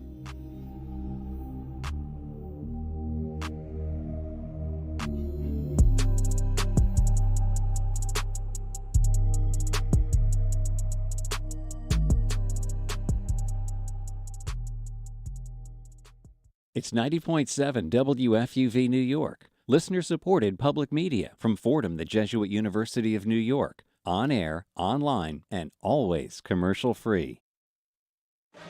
Bud Walton Arena back here for the second half, about 4 minutes before we get underway in the second half. Sam Davis and Ryan Gregware with WFUV Sports. And Ryan, we did a little research at halftime. 40 turnovers in a game is the record for an NCAA team. Fordham has 20 at halftime, so not a good pace to be on, but they are on that pace. Unbelievable, 20 turnovers in that first half, and despite that, only an 11-point deficit. I know 11 sounds like a lot of points, but with how sloppy they've been with the basketball, 11 definitely not bad. It's honestly a win in some ways. You go back to around 6 minutes left in that half. This looked like absolute blowout territory. I believe Arkansas opened up an 18-point lead. They had all the momentum in the world, this fantastic crowd behind their back. And then Fordham did something that we talked about, Sam. They slowed the basketball down. They took a breath. They played their style. They went on a 7-0 run, and most importantly, they went a few minutes without turning the ball over. They had won, right before the half. They got that number up to 20 to tie that pace that hopefully Fordham looks to avoid. But that's going to be key here as we head to the second half. Slow down with the basketball, keep it in your hands, and get shots up. Halftime coming at a good time for the Rams, like you mentioned, having that run to end the first half. And now Keith Urgo, head coach, having time to talk with his team, maybe calm them down a little bit. Now they're used to being at Bud Walton Arena. They're used to playing this team. They know exactly what they have to do in the second half because, Ryan, you pointed it out, and field goal percentage, they're very, very close between Arkansas and Fordham, separated by less than 1%. So they have both shot the ball pretty equally, and the fact that Arkansas leads by 11 points to the issue for the Rams, but also the fact that defensively they played a very good game. They've been stout, and when you factor in all those Arkansas points off turnovers where it's not really the defense's fault, they're not able to get set. This has been a win for that Rams defense, forcing Arkansas into taking some threes, 2 for 12 from beyond the arc. Arkansas has really struggled with the three ball, and it allowed Fordham to really stay into this game when they were gassed, when they were turning it over every other possession. They were letting Arkansas take threes and allowed them to gather up and get some momentum heading into the half. Antrell Charlton leads the way for the Rams in scoring with 6 points, but also leads the way in turnovers with 6 as well. So he's going to need to do a better job taking care of the basketball. Darius Quisenberry has struggled in the first half. Also, he had 3 turnovers, just 3 points, 0 for 3 from the field, so he hasn't hit a basket yet. Those points coming at the free throw line. So some of the bigger guys for the Rams, even Khalid Moore, just 2 points. So the leaders for this group have not been able to perform so far. They're going to need to play better in this second half. Now I want to talk about what we're seeing from that Arkansas defense, particularly on Darius Quisenberry. They're doubling. They're bringing up the center and essentially having one guy in man-to-man with Quisenberry, then one guy, leaking right under him so Darius can't drive the way he's used to. It's allowing Arkansas's top defender to play really tight coverage on him. We saw one possession where it allowed the inside to open up. He was able to shovel it inside to Sabella for an easy layup. If Fordham can get back to that, because it doesn't look like Quisenberry's, he's going to be doubled throughout this game. So it doesn't look like there's a way to change that, but have that lead to more opportunities. I look for Fordham in the second half to expose that defense here from Arkansas. Arkansas has 22 points in the paint. Fordham has just 8. That's their game. That's what the Razorbacks do. They score in the paint. They also have 22 points off of turnovers, but shooting the 3, that's something they don't do very well. That's something Fordham has been able to keep in check for the Razorbacks. They're just 2 for 12 shooting the 3 ball. Fordham, on the other hand, just 2 for 9, so nobody shot the 3 well. Fordham looking to get back into this game. You got to think that 3 ball is going to be important for them to work their way back. Well, they're going to have to cut this deficit, and you always have to do that from the 3 ball. You keep playing your defense, and you get the shots up. If you just took 3s, every other time that you turned it over, you'd feel a lot better about this game. Unfortunately, Fordham's not been able to get those looks up, so we'll see here how they adjust offensively in the second half. The best offense for Arkansas has been defense, turning the ball over, pushing the ball quickly in transition to get baskets. Ricky Council leads the way with 9 points for the Razorbacks. He's 4 of 6 from the field, a very talented player, one of the many transfers for this Arkansas group, along with their big group of freshmen. So a young team getting settled in here in just their second game of the season, playing together as the Rams are back out onto the court and getting ready for the second half. This crowd loud as usual. 32-21, Arkansas in front. Kyle Rose will inbound on the sideline, looks to get it in, and finally bounces it into Quisenberry. The Rams moving left to right now, with Arkansas moving right to left. Antrell Charlton will have it for Fordham. Antrell Charlton, bounce pass at the left elbow. Here's Moore. Khalid Moore driving towards the right block. Into the lane, double team, puts it up and 1. And quickly, Khalid Moore gets the Rams into a single-digit deficit. Khalid Moore, just 3 shots taken in that first half. That's an area we didn't talk about, Sam. You want him shooting the basket. Wait for 11 last game. So comfortable in the paint. And a nice move right there. Get to the basket, hit the shot, and now at the free throw line. Khalid Moore was very, very impressive in the first game of the year against Dartmouth with 18 points, 8 of 11 shooting from the field. A Georgia Tech transfer, used to these kind of environments, as he heads to the line for one more free throw, bounces the ball on the deck, puts it up, and it rattles in and out. But looks like maybe a lane violation. So Fordham's going to get a retry. Khalid Moore will have another attempt, a redo here. 23-32. Arkansas in the lead now by 9. Moore has 1 more, and he gets the free throw to go. So now an 8-point deficit for the Rams. And Charlton putting some pressure on the inbounder there, but it's gotten into Devontae Davis, who's working the ball over half court for the Razorbacks. Davis has it, dribbling, crossover move, drives towards the left arc, passes it into the paint. Brazil gets up the layup and gets it in. Brazil gets that layup to roll in, an easy basket for Arkansas out of the break. Now a 10-point lead again for the Razorbacks. Early stages of the second half within the first minute. Here's Charlton at the left arc. Antrell Charlton, screen from Khalid Moore, passes it to Simbilla. Simbilla hands it off to Quisenberry. Quisenberry, he's going to look to drive, jump stop, kicks it out. Khalid Moore straight on 3. Too short, rebounded there by Ricky Council. Ricky Council the other way for Arkansas, the leading scorer so far for the Razorbacks. Kicks it out to Brazil. Brazil at the left arc. Now he has it at the top of the perimeter, passes it right back to Council at the extended elbow, spins, puts up a fadeaway jump shot. Tough shot, but a rebound snatched down by Mitchell, and 1. Makai Mitchell, and it looks like they see what the call is here. It's going to go against Khalid Moore, so it's a foul there. And Pat Kelly will check into the game.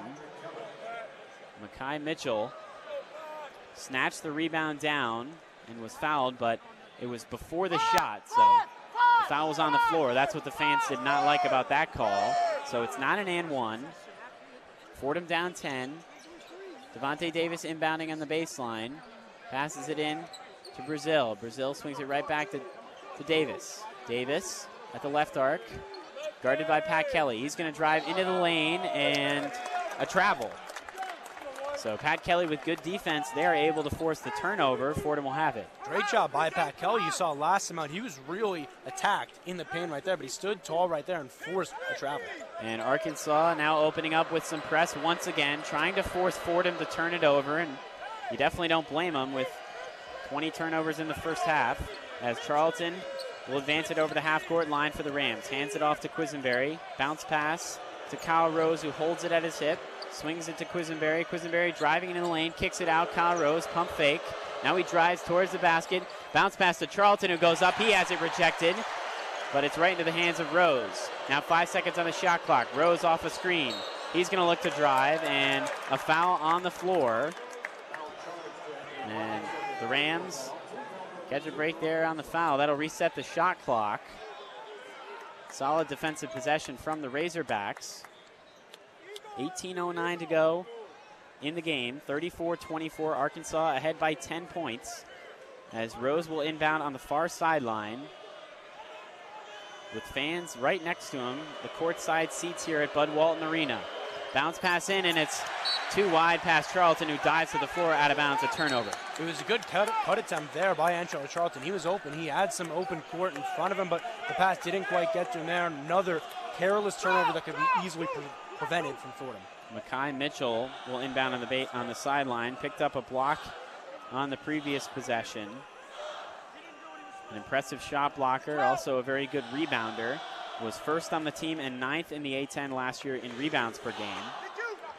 As it'll be Makai Mitchell on the far sideline, waiting for the ball here from the referee. As there's a brief stoppage. Seems to be an issue with the clock, as it shows 1 minute and 80 seconds right now.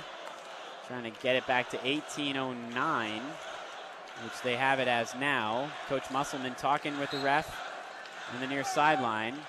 And the pass is in to Devontae Davis for the Razorbacks. It's Davis has it towards the right arc. Devontae Davis dribbling. Passes it down in the right block, swings it out. Here's Anthony Black, left arc three. He's open, no good. Rebound grab there by Charlton. Good box out from Quisenberry. Charlton the other way for the Rams. Off a screen from Simbilla. Charlton passes it out to Kyle Rose, who swings it to Quisenberry. Darius Quisenberry driving towards the basket. Pump fakes, puts it up, no good. Tried to draw a foul, could not. Devontae Davis quickly the other way. Ricky Council slams it home. Ricky Council with a tomahawk dunk in transition. Arkansas up 12. Here's Quisenberry the other way at the right arc. Passes it to Pat Kelly. He's got a right arc three, short. And a rebound there by Ricky Council again. Swinging it to the far side of the court. Here's Brazil. He spins, drives towards the basket, has it blocked, but he's fouled. Fouled there by Pat Kelly. 17-13 to go in the second half. Arkansas up 12. And it was a shooting foul, so the Razorbacks will be at the line. Brazil will have 2 free throws. Bit of an even kind of first 3 minutes of this half, but Arkansas staying with their style of basketball, playing extremely fast, going up the court. And fortunately for Fordham, that foul will stop things, let them regather just a bit. And Arkansas, with so many athletes, so many solid players, it's really a chance for a new guy to shine every single night. As Brazil will be at the line for 2. The first shot is good. As we mentioned, Brazil with a double-double last game, but has not been as active today, just 5 points. But Ricky Council has led the way, and very impressively for the Razorbacks with a massive dunk in transition, which is where they've scored a lot of their points tonight. As Trevin Brazil will have one more, and he gets the free throw to go. Now it's 38-24. Arkansas up 14. Antrell Charlton now guarded by 2 Razorbacks who try to trap him, but he passes it to Moore. Moore advancing it over half court now. Back to Charlton. Charlton has it at the right arc. Off a screen from Nowitzki. Charlton bounce pass to Nowitzki, who pump fakes, drives towards the basket, puts it up, and he's fouled. Rostik Nowitzki is able to draw the contact there from Makai Mitchell, and he's going to head to the free throw line. You like to see that aggressiveness from Nowitzki because we talk about the bodies that Arkansas has. He's 6'10", 225, so he's as tall as anyone on that opposing team, and using his size is something you'd like to see him do more if he did right there to get to the free throw line. Nowitzki not on the board scoring-wise yet today. He's got a free throw here, and he gets it to go. He does have 3 rebounds. As Rostik Nowitzki, the senior from Ukraine, fouled out last game in just 13 minutes. As he's got one more free throw here. Nowitzki will hit this one. It rattles home. So both free throws good for Rostik Nowitzki. 38-26, Arkansas up by 12. 16:45 to go in the second half. Here's Devontae Davis swinging it into the baseline. Anthony Black, extended right block. Black now takes it out to the three-point line, passes it to Mitchell. Makai Mitchell holds the ball over his head, back down to Black, who goes right at Nowitzki, gets the layup. That doesn't look like a guard, but it is. At 6'7", Anthony Black goes up against the center, Nowitzki, and he's able to get the layup to go. Antrell Charlton the other way, swings it to Khalid Moore, holds it over his head. Nowitzki has it at the free throw line. He's going to look to drive. Off the dribble at the left block, loses control, and it's out of bounds. So another turnover for the Rams. 16:09 to go. Arkansas up 40-26. Those are the kind of plays we saw all over that first half. Just a careless mistake with the basketball. Nowitzki lets the ball slip out of his hands, unable to get it before it goes out of bounds at the baseline. And after the turnover, Nowitzki will now take a seat. As Simbilla's back into the game. Ramad Dean also into the game. Devontae Davis for Arkansas has it. Lob pass here to Mitchell on the extended left elbow. Bounce pass underneath. Ends up in the hands of Black, but then it's turned over. Off of Simbilla. He's able to grab it. Fordham forces the turnover. Charlton the other way. Off a screen from Simbilla at the left arc. Now driving towards the baseline. Kicks it out. Quisenberry left arc three. It's good. Darius Quisenberry needed that one. His first shot from the field being good. It's 6 points now for him. Fordham within 11. 40-29. Into the left block. Now a pass to Black, who goes up, and he's hit hard by Simbilla, and a foul. Anthony Black will be at the free throw line, but not before a media timeout. Arkansas ahead of Fordham, 40-29. You're listening to Fordham basketball on WFUV Sports.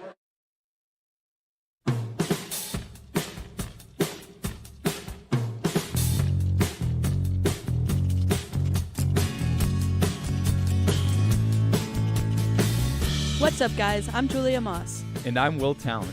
And we're two of your hosts for one of WFUV's football podcasts, NFL Friday. Tune in every Friday for all news and updates around the National Football League. Also, we'll be making our picks of the week around the league on every episode. Check out NFL Friday wherever you get your podcasts to catch the action.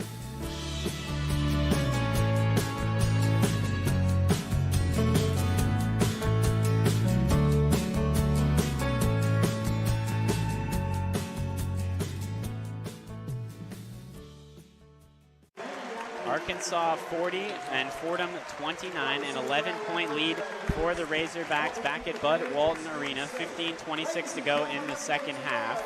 And Ryan, Arkansas's largest lead of the night was 19, but it's now down to 11 as both teams, like you mentioned, in the second half, very even. 8 points for Fordham and 8 points for Arkansas. Fordham's done a very good job of controlling the storm. The issue is you look at the scoreboard, they're down double digits going into the half, so still down 11. Haven't made a dent in the scoreboard there. An encouraging sign that we saw right before that timeout was Darius Quisenberry finally hitting a field goal there. He had a great rotation to get open from beyond the arc, drilling the three there, getting him more involved on that three-point shot. That's how Fordham really cuts into this deficit. And now Coach Urgo, before the season started and throughout the season as well, has talked to us about Darius Quisenberry action off the ball, and that's what we're seeing here in the second half. In the first half, he was bringing the ball up a lot, quickly double-teamed. Arkansas knows that he's the best player for the Rams, bringing that double team quickly, but now Quisenberry is able to work off the ball, off the screen there. Maybe that's something that can get him going here, shooting the basketball. It's a great point because the second he touches the basketball, it's an instant double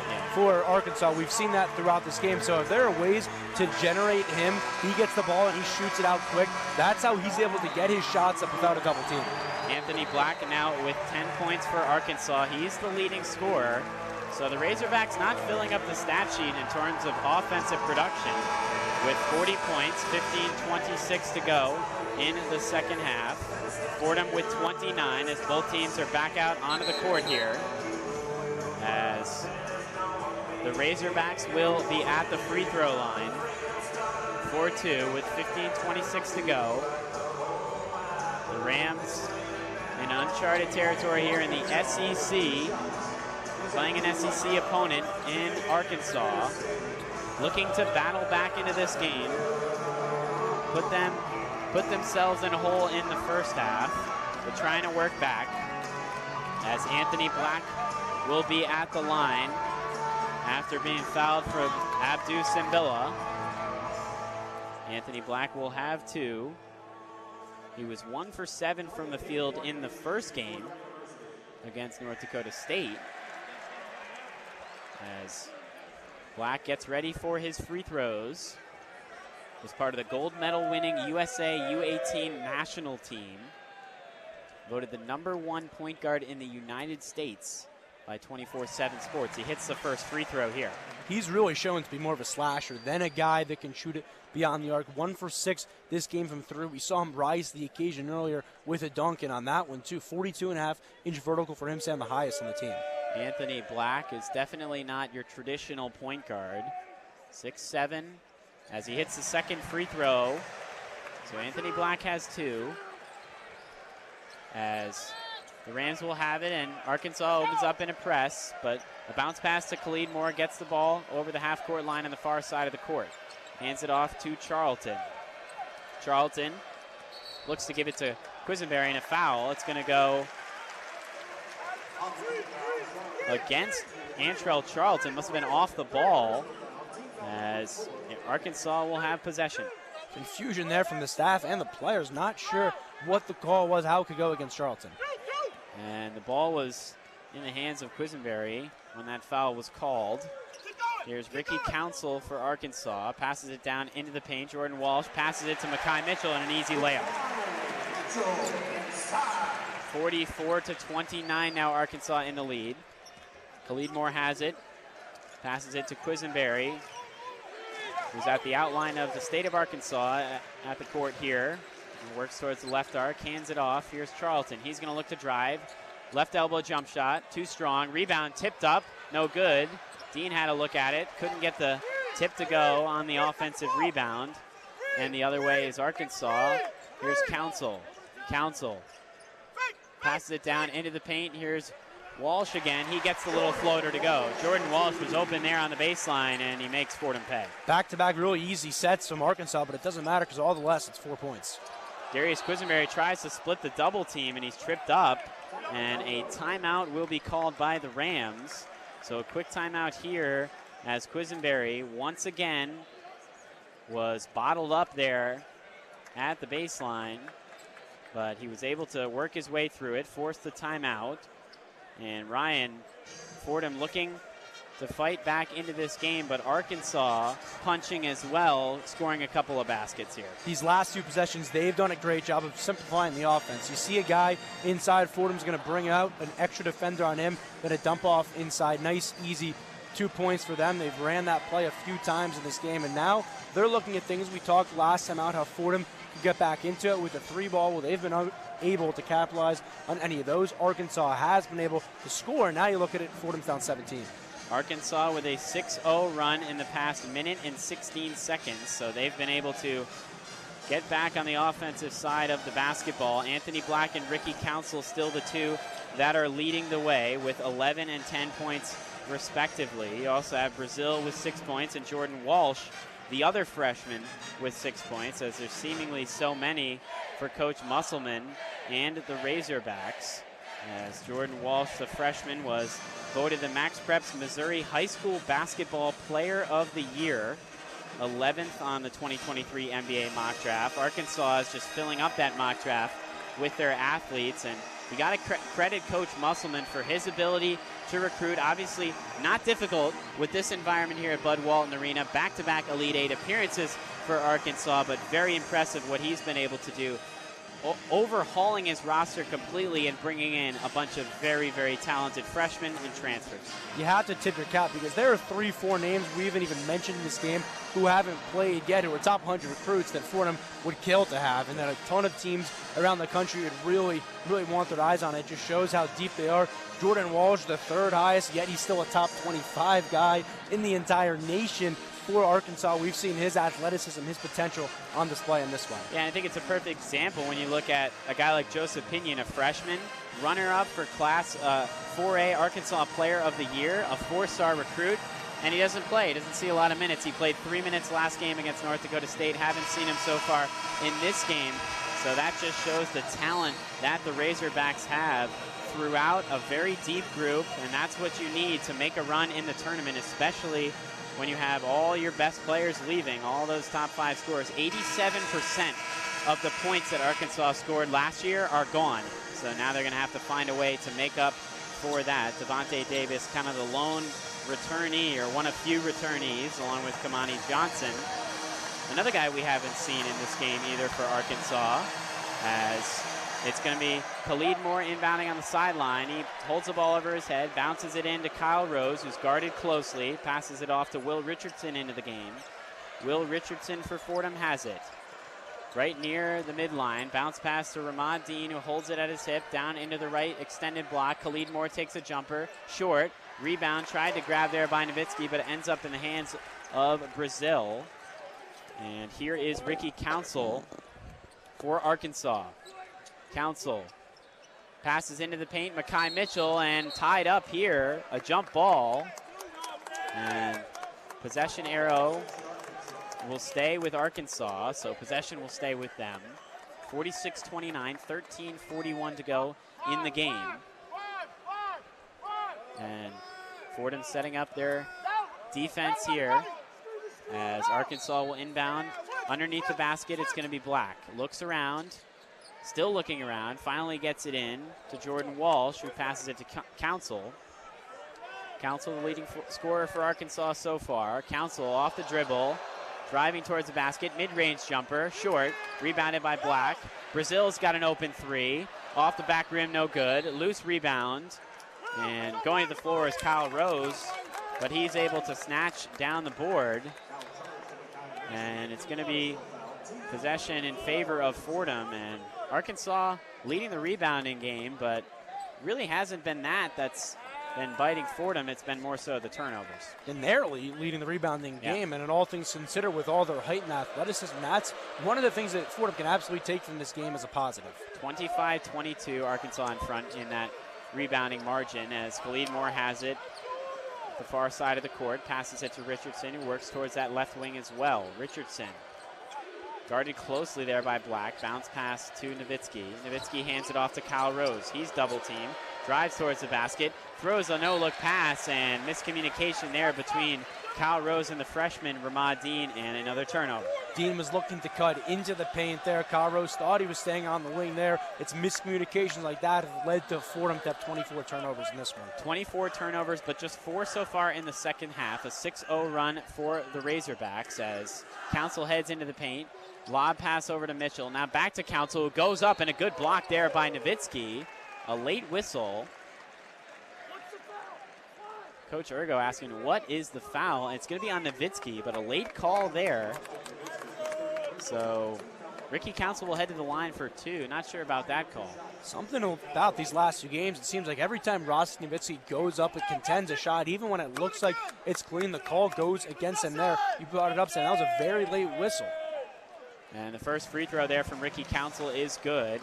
Nowitzki now with 3 fouls in the game, like Ryan mentioned. Had 5 last game, as Council will have 1 more.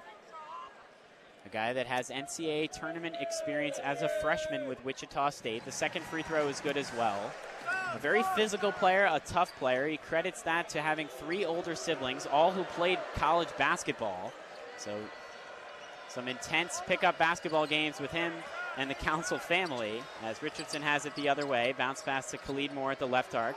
He's going to look to drive. Has it knocked away, down to the ground. Khalid Moore, and it's a turnover.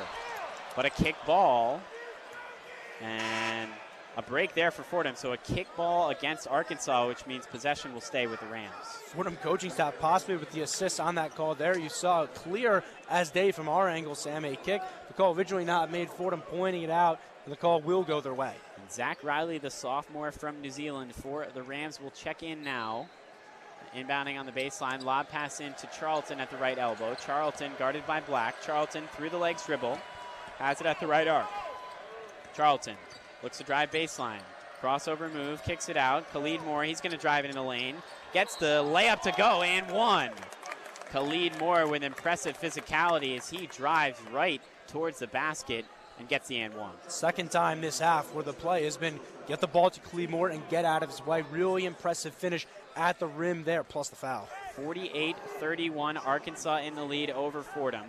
The Rams have done a better job protecting the basketball in the second half, but Arkansas has played a better half as well. As the free throw is no good off the back iron. Loose rebound is grabbed by Jordan Walsh. As it'll be Council leading up the ball for Arkansas. Council off the screen from Mitchell. Lob and a slam. He lobs it up to Brazil, who finishes the rest. An impressive basket there for Arkansas, who now finds themselves up 50-31, under 12 minutes to play in the second half. Darius Quisenberry guarded at the left arc. He's going to work his way towards the top of the perimeter, passes it off to Charlton, into the lane, pump fakes, puts it up, he has it blocked. Loose rebound, Riley's able to save it. Now he has it again. Zach Riley in the corner, and he loses it out of bounds. Possession looks like it's going to stay with Fordham, but we are going to have a timeout here. 50-31, Arkansas with the lead over Fordham. Let's send it back to the Rose Hill Studios for the one-on-one scoreboard with Annabelle Watson. The one-on-one scoreboard. Starting off in the A10, 24th ranked Dayton defeats SMU 74-62. George Mason takes home the W against Longwood 83-69. Heading over to the top 25, unranked Temple stuns 16 Villanova 69-64. Gonzaga narrowly wins the Armed Forces Classic 64 Bulldogs 63 Michigan State. Number 1 ranked North Carolina takes care of Charleston 102-83. The Nets lead the Pistons by 15 with 3 minutes left in the third. The Nets do not play tonight, but will return to action tomorrow against the Clippers. With the one-on-one scoreboard, I'm Annabelle Watson.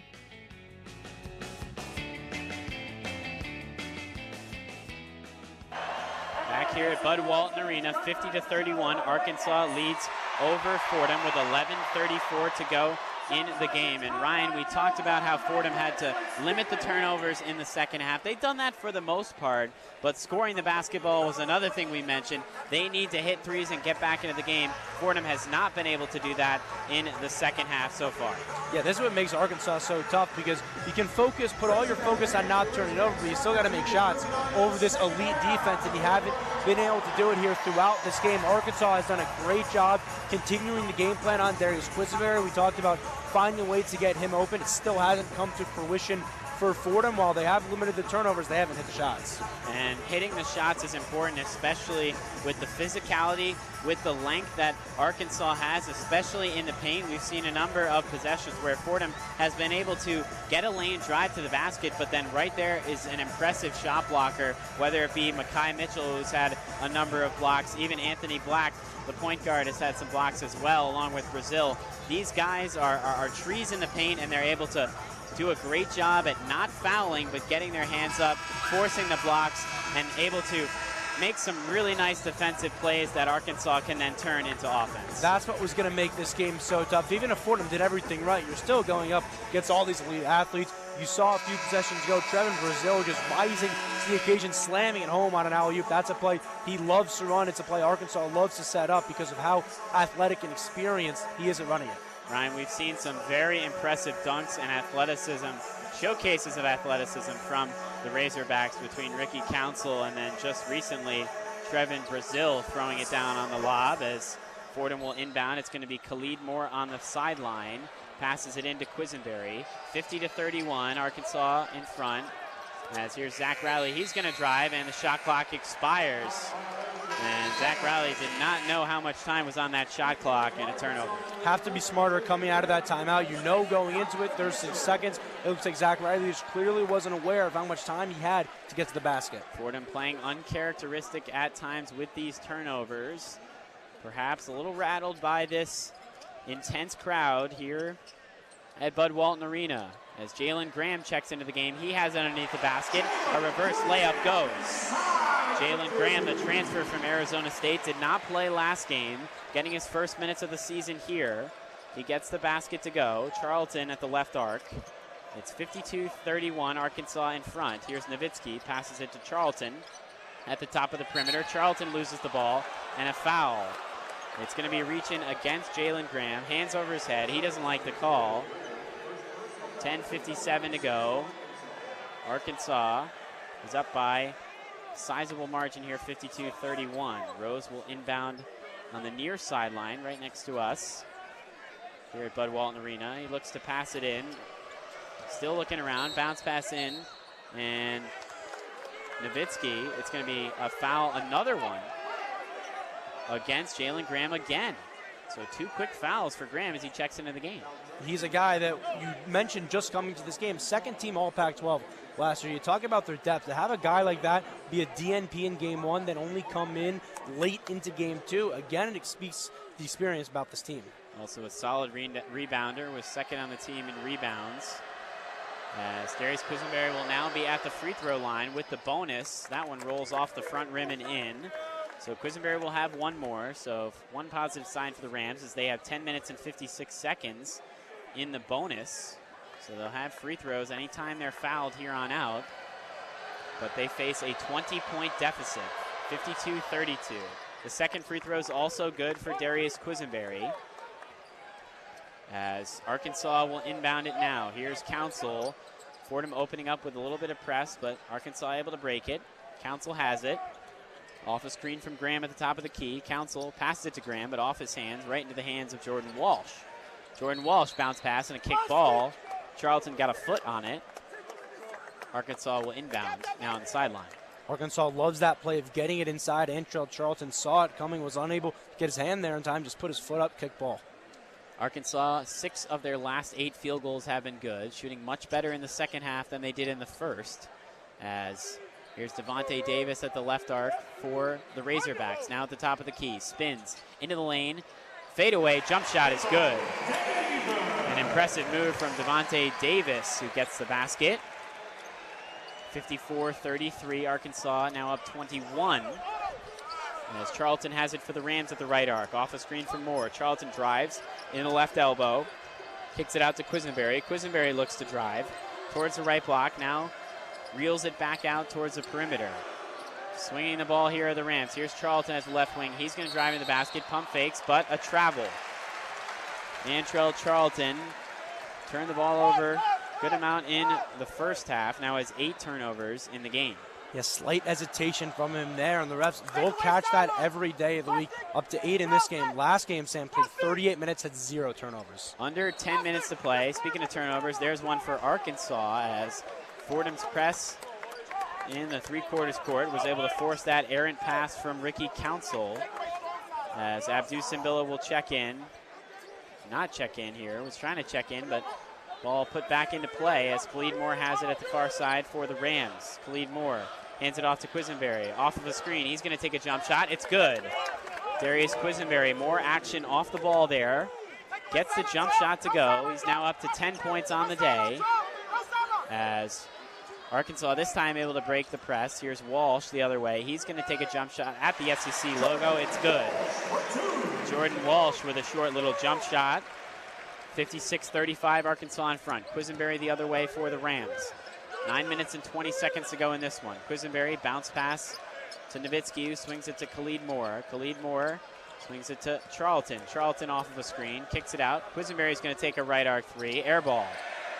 And Nowitzki tried to save it, and ball's on the ground, still diving for it, Nowitzki eventually has it, and it's a backcourt violation as the ball ended up all the way near midcourt.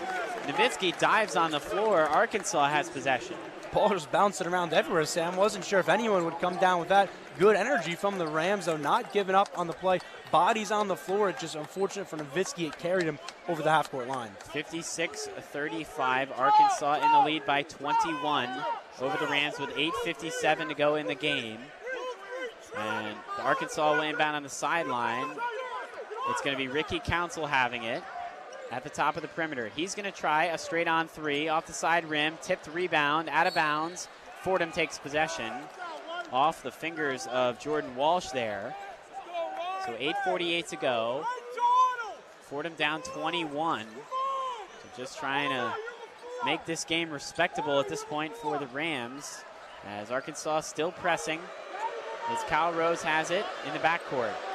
Guarded by Walsh closely, but he works his way over half court at the far side towards the left arc. Here's Kyle Rose. Rose now with Walsh behind him, drives into the lane, picks up his dribble. Charlton swings it to Ramad Dean. He takes a three, no good, too strong there from Ramad Dean. Rebound grabbed by Jalen Graham. Devo Davis the other way for Arkansas. Vontae Davis has it at the right arc. Bounce pass into the paint. Graham right back to Davis. Swings it to Walsh. Pump fake goes up and he's fouled. Jordan Walsh was able to get Abdou Simbila into the air. Picks up the foul. 8:15 to go. Arkansas will be at the line for 2 free throws. Good body control there from Walsh. He knew he had a step inside on Simbila, able to just kind of pump fake him out, get the foul, and go to the free throw line. Jordan Walsh, after picking up 5 fouls in just 12 minutes last game, has looked much more settled into the collegiate game, just his second career game here tonight. Gets the free throw to go. He now has 9 points. He's also 4 of 6 from the field with a couple of rebounds as Darius Quisenberry checks out.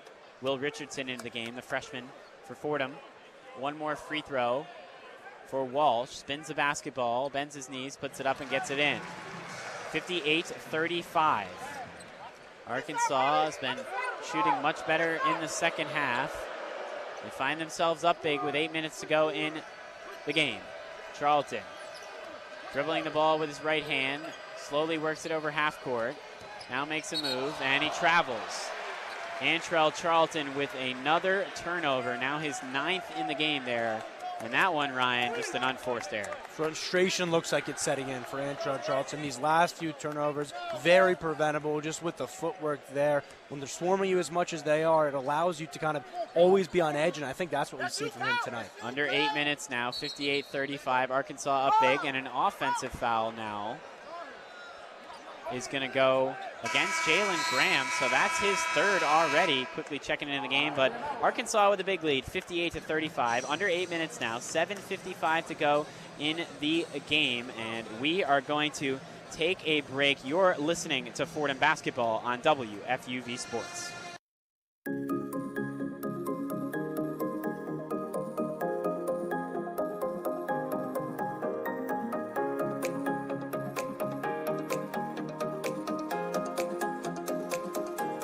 Hey everyone, I'm Miles Grossman.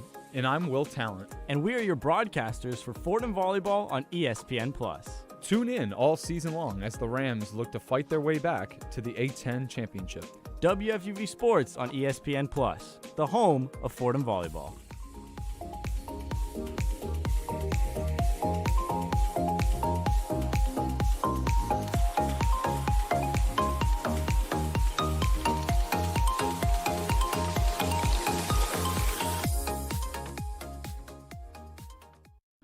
Hey everyone, this is Will Richardson, guard for your Fordham Rams. You can listen to us all season long over on 90.7 FM, WFUV Sports, and YouTube Live. WFUV Sports, the flagship station of Fordham Athletics. Thanks, Will. Back here at Bud Walton Arena, 58-35, Arkansas in front. It's the largest lead of the game for the Razorbacks at 23 points. They've hit 4 of their last 5 field goals. And Ryan, at a point in this game, Fordham was able to come out swinging with Arkansas, keep the lead right about 11, but now the Razorbacks have been able to extend that lead and now lead by a lot of points. It appears as though the talent of Arkansas are just overshining in this one. They wore Fordham out frequently in this one. If you take away what Fordham did those first 10 minutes of this second half, combine it with how well they played defensively in the first half, I think you'd be looking at a real game. But unfortunately, Fordham off to that slow start, turning the ball over every other possession, just put them in too much of a hole to overcome. And Ryan, we talked about how important it was for Fordham to come out of the gates, not only hot, but come out of the gates taking care of the basketball, slowing things down. They weren't able to do so, like you mentioned. Got this crowd really into the game. Now the crowd kind of sit back and relax here as Arkansas sits with a big lead in this one with just 7:55 to go. But if you're Fordham, you want to continue to fight. You want to continue to play good basketball here for the remaining 8 minutes. That's something North Dakota State did in the first game of the year for Arkansas, as they did not give in and kept fighting, and that's all you can expect if you're Coach Urgo from your Rams. As Ramad Dean will now inbound. Now it's going to be Darius Quisenberry inbounding on the sideline underneath his basket in the backcourt. Guarded closely once again by Arkansas, who's been putting that press on all game long. Bounce pass in to Antrell Charlton. Charlton, with 9 turnovers in the game, leads it up for Fordham. And Charlton's double team now picks up his dribble, looks around, bounce pass into Simbila. Simbila right back to Charlton. Charlton with 10 seconds on the shot clock at the right arc. Charlton backing down his defender. Now passes it out to Will Richardson. Richardson right back to Charlton. Charlton shakes the defender, shoots a 3 off the side rim, no good. Rebounded there by Trevin Brazil. Arkansas still running with all their guys. Here's Ricky Council off the screen from Graham at the top of the perimeter. Ricky Council, he's going to take a left elbow shot off the front rim, no good. Rebounded there by Simbila. Simbila sends it to Charlton. Coach Urgo wants his team to push it in transition. Here's Charlton. Bounce pass to Quisenberry. Quisenberry's going to look to drive. Picks up his dribble, passes it to Dean. Dean pump fakes, drives baseline, sidesteps, puts up the layup, gets it in. Impressive move from the freshman Ramad Dean, who's also fouled, and will head to the line for one more.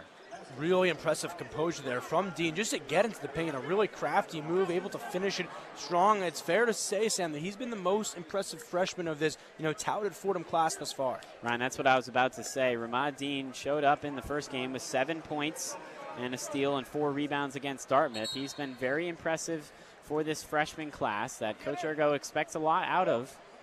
Getting some big minutes here and a very good learning experience for these freshmen. Playing in a sold-out arena, as Ramad Dean will be at the line for one more, looking to push the deficit back to 20, and it's good. So 58-38, 6:52 to go in the game. Devo Davis has it for Arkansas. Double team, passes it over Dean's head to Brazil, who swings it right back to Davis. Arkansas breaks the press. Now Davis has it at the Razorback logo. Now looks to go to work. Has it towards the left arc. He's going to look to drive to the basket. Lays it up to Graham. Graham catches the lob, puts up the layup, gets it in. Jalen Graham getting involved in the offense for Arkansas, his second basket. As Will Richardson has it for Fordham. Richardson looks to drive, has it at the right wing. Working around his defender Walsh. Now Charlton with it. Charlton hands it off. Quisenberry loses the handle but gets it back. Darius Quisenberry, guarded closely by Graham. He's going to look to drive as it poked away. Possession will stay with Fordham. 8 seconds on the shot clock, 6 minutes and 4 seconds on the game clock. As Simbila will check out, and one of the other freshmen for Fordham, Elijah Gray, will check in. Elijah Gray from Charlotte, North Carolina. As Richardson will inbound on the baseline. Looking around, trying to pass it in. Still looking to get it in. And it's going to be 5 seconds. Swarming defense from Arkansas forces another Fordham turnover. You saw on the face of Will Richardson just a waver, not sure what to do with the basketball, but you got to get it in under 5 seconds. As looking to get it in here, Brazil. He's going to get it over half court for Arkansas. Here's Council driving the basket. Passes to Graham, who slams it home. Jalen Graham, the Arizona State transfer, in his Arkansas Razorback debut, now with 6 points. Ricky Council still leading the way for the Razorbacks with 13. As Ramad Dean has it at the top of the perimeter. Swings it to Quisenberry. Quisenberry at the right arc. Hesitates, drives, puts up a floater, air ball. Rebounded there by Walsh, and a foul. Elijah Gray just wrapped up Jordan Walsh there. And with Arkansas in the bonus, it's going to be free throws for the Razorbacks, up 62-38. Typically, you'd love to see that aggressiveness, not giving up on the play from Elijah Gray, but when you factor in, Sam, you mentioned it, they're in the bonus there. That's not a play you can make, giving them free chances at the free throw line. Jordan Walsh from DeSoto, Texas, 6'7", 205. McDonald's All-American, one of many McDonald's All-Americans, misses the free throw. Fight for the rebound is loose. Quisenberry on the ground. Walsh now on the ground. And it's going to be possession in favor of Arkansas, as the referees are saying Quisenberry had the ball with his back on the baseline there. as Zach Riley will check back into this one. The New Zealand National Basketball Youth Player of the Year during his time in New Zealand. Quisenberry will check out. Inbounding on the baseline underneath the basket is going to be Devo Davis. He passes it in to Brazil. Brazil bounce pass to Davis. He's going to look to drive towards the basket. Kicks it out to Walsh at the left arc. Walsh swings it back to Davis, who's now on the near corner. Davis, he's going to try a three. Air ball. Rebounded there by Graham easily for Arkansas. Nobody put a body on him. Jalen Graham, just 1 second on the shot clock, gets it up. Does not hit the rim. A shot clock violation. And Ryan, we're seeing the weakness for Arkansas shooting the basketball. An air ball there, not even close for Devontae Davis. Really strong possession there from Fordham, forcing Arkansas to take that fatal shot clock violation. Will Richardson quickly to the basket. Acrobatic layup, but it's off the glass, no good. And a rebound there by Walsh. Richardson tried to take it all the way to the hoop and score quick for Fordham. 62-38 the score. 4 minutes and 45 seconds to go in the game. Devontae Davis at the left wing, and the shot will bounce off the top of the backfield, the backboard there. So Fordham will take possession. It's going to be Darian Ford checking into the game. Devo Davis will check out, gets a nice hand from the crowd here. As Devontae Davis played 39 minutes last game against North Dakota State. Gets a break here with the lead for the Razorbacks. Will Richardson at the right arc. He's going to take a jump shot. That one's off the front rim, no good. A couple of quick shots there from Will Richardson. Does not get them to go. Jordan Walsh the other way for the Razorbacks. Here's Council. Council behind the back dribble. Passes it off to Graham. Right back to Council. Swings it to Brazil at the right arc. Down into the paint. Walsh catches it and slams it home. Brazil with a nice pass over the head of the Rams defender. Walsh does the rest with an easy bucket. Arkansas up big, 64-38. Now under 4 minutes to play in the game. Here's Khalid Moore having it. Zach Riley at the right arc for the Rams. Passes it to Elijah Gray, the freshman. He's going to take a three. It's good. A deep three there from Elijah Gray. But he gets it to go. 41-64. Fordham down in this one. 3:45 to go in the game. Down 23 points. As Ricky Council has it at the left arc. Crossover move, drives in the lane, and he's bumped. Elijah Gray picks up the foul. As Pat Kelly will wait to check in, but not before a media timeout with 3:32 to go. Our last media timeout of the day. Arkansas ahead of the Fordham Rams, 64-41. Let's go back to the Rose Hill Studios for the one-on-one scoreboard with Annabelle Watson. The one-on-one scoreboard. Starting off in the A10, 24th ranked Dayton defeats SMU 74-62. George Mason takes home the W against Longwood 83-69. Heading over to the top 25, unranked Temple stuns 16 Villanova 69-64. Gonzaga narrowly wins the Armed Forces Classic 64 Bulldogs 63 Michigan State. Number 1 ranked North Carolina takes care of Charleston 102-83. The Knicks lead the Pistons 101-95 with 5 minutes to go. The Nets are off tonight but return to action tomorrow. With the one-on-one scoreboard, I'm Annabelle Watson.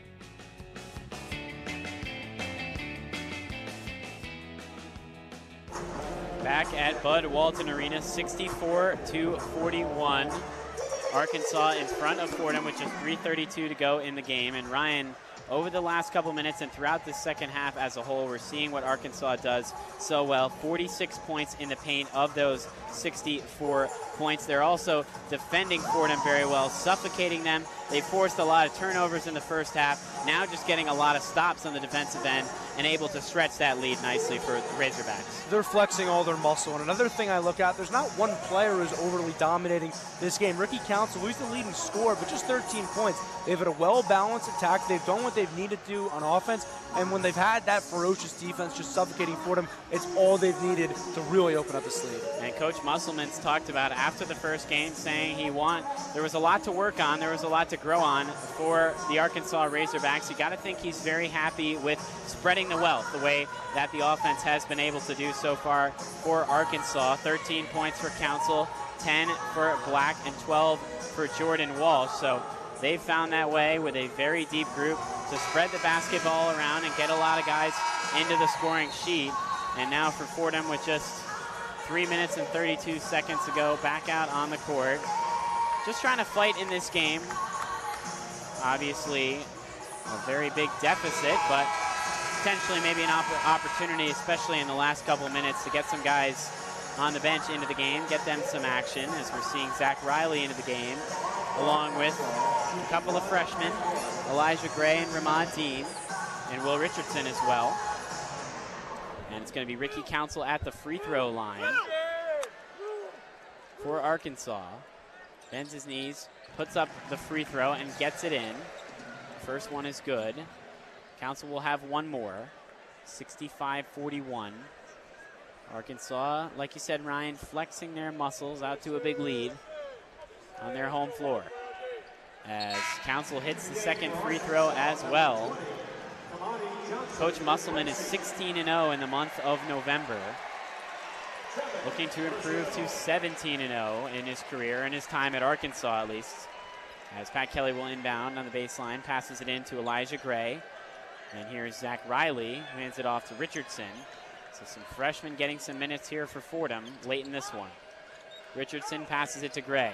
Gray holds it at his hip, hands it off with Dean. Ramad Dean is going to drive towards the basket, spins, puts it up, and gets it in. Another impressive play from Ramad Dean using his physicality, able to get the basket to go.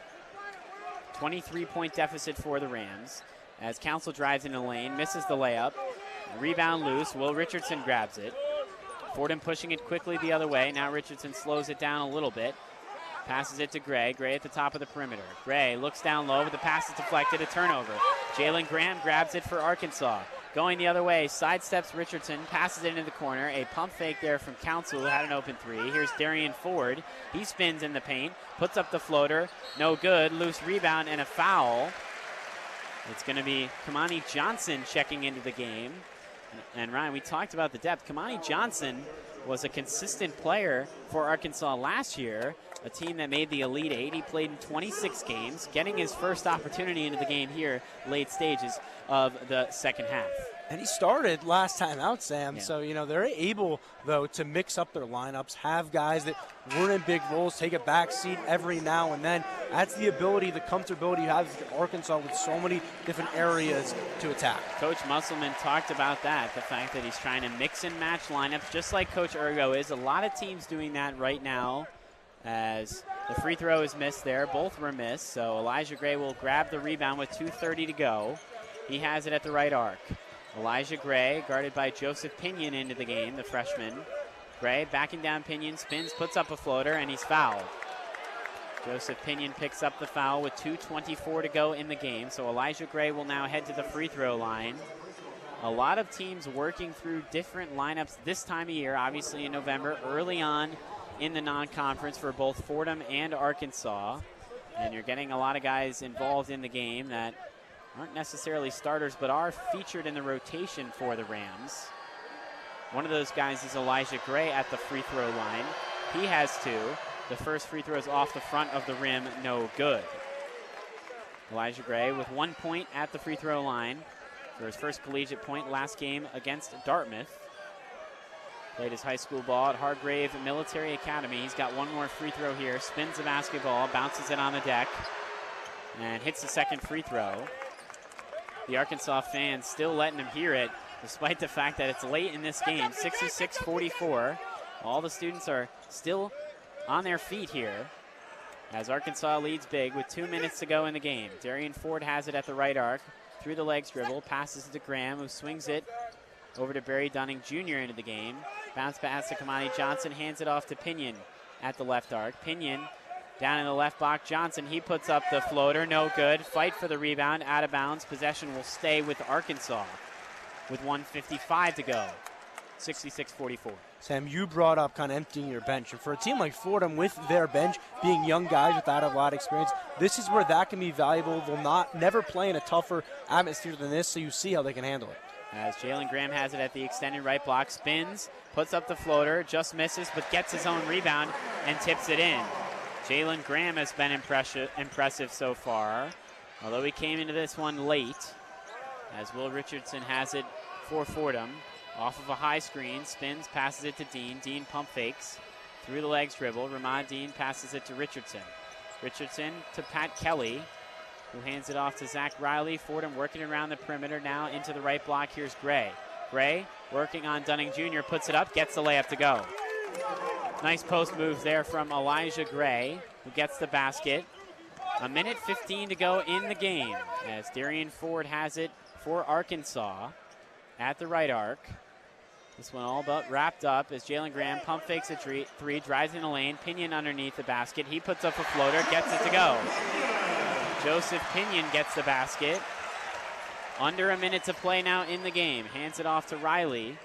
Zach Riley swings it to Dean at the left arc. Dean into the corner. It's going to be Richardson. 15 on the shot clock. Pat Kelly's going to take a left arc three.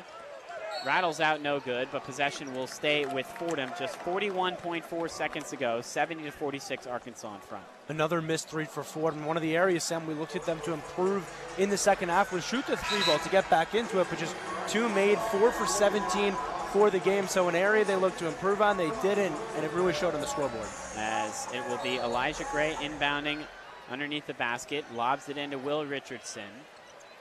Back down in the post, Elijah Gray gets another basket to go. So Elijah Gray now with 10 points. A nice little game for him. Maybe a confidence booster for the freshman. As Jalen Graham works it over the half court, spins and has it for Arkansas. About 5 seconds separating the shot clock and game clock. Jalen Graham into the lane, misses the floater, but gets the tap in there to go. For another basket for Jalen Graham. And the shot clock is now off, so Will Richardson will have it for Fordham. Hands it off to Riley. We'll see if the Rams elect to take one more shot in this one. Dean down into the paint, looks for Elijah Gray, and a foul. Barry Dunning Jr. will pick up the foul for Arkansas. And just to make this game a little bit longer, it's going to be free throws now for Elijah Gray. With 7.7 seconds to go, as some subs check in for both sides in the late stages of this one.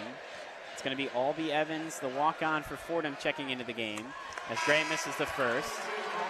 It's also going to be Cade Arbogast, which the fans seem to love having him in this game. Another walk-on for Arkansas, a nice moment for him, getting in the late stages with just 7 seconds to go.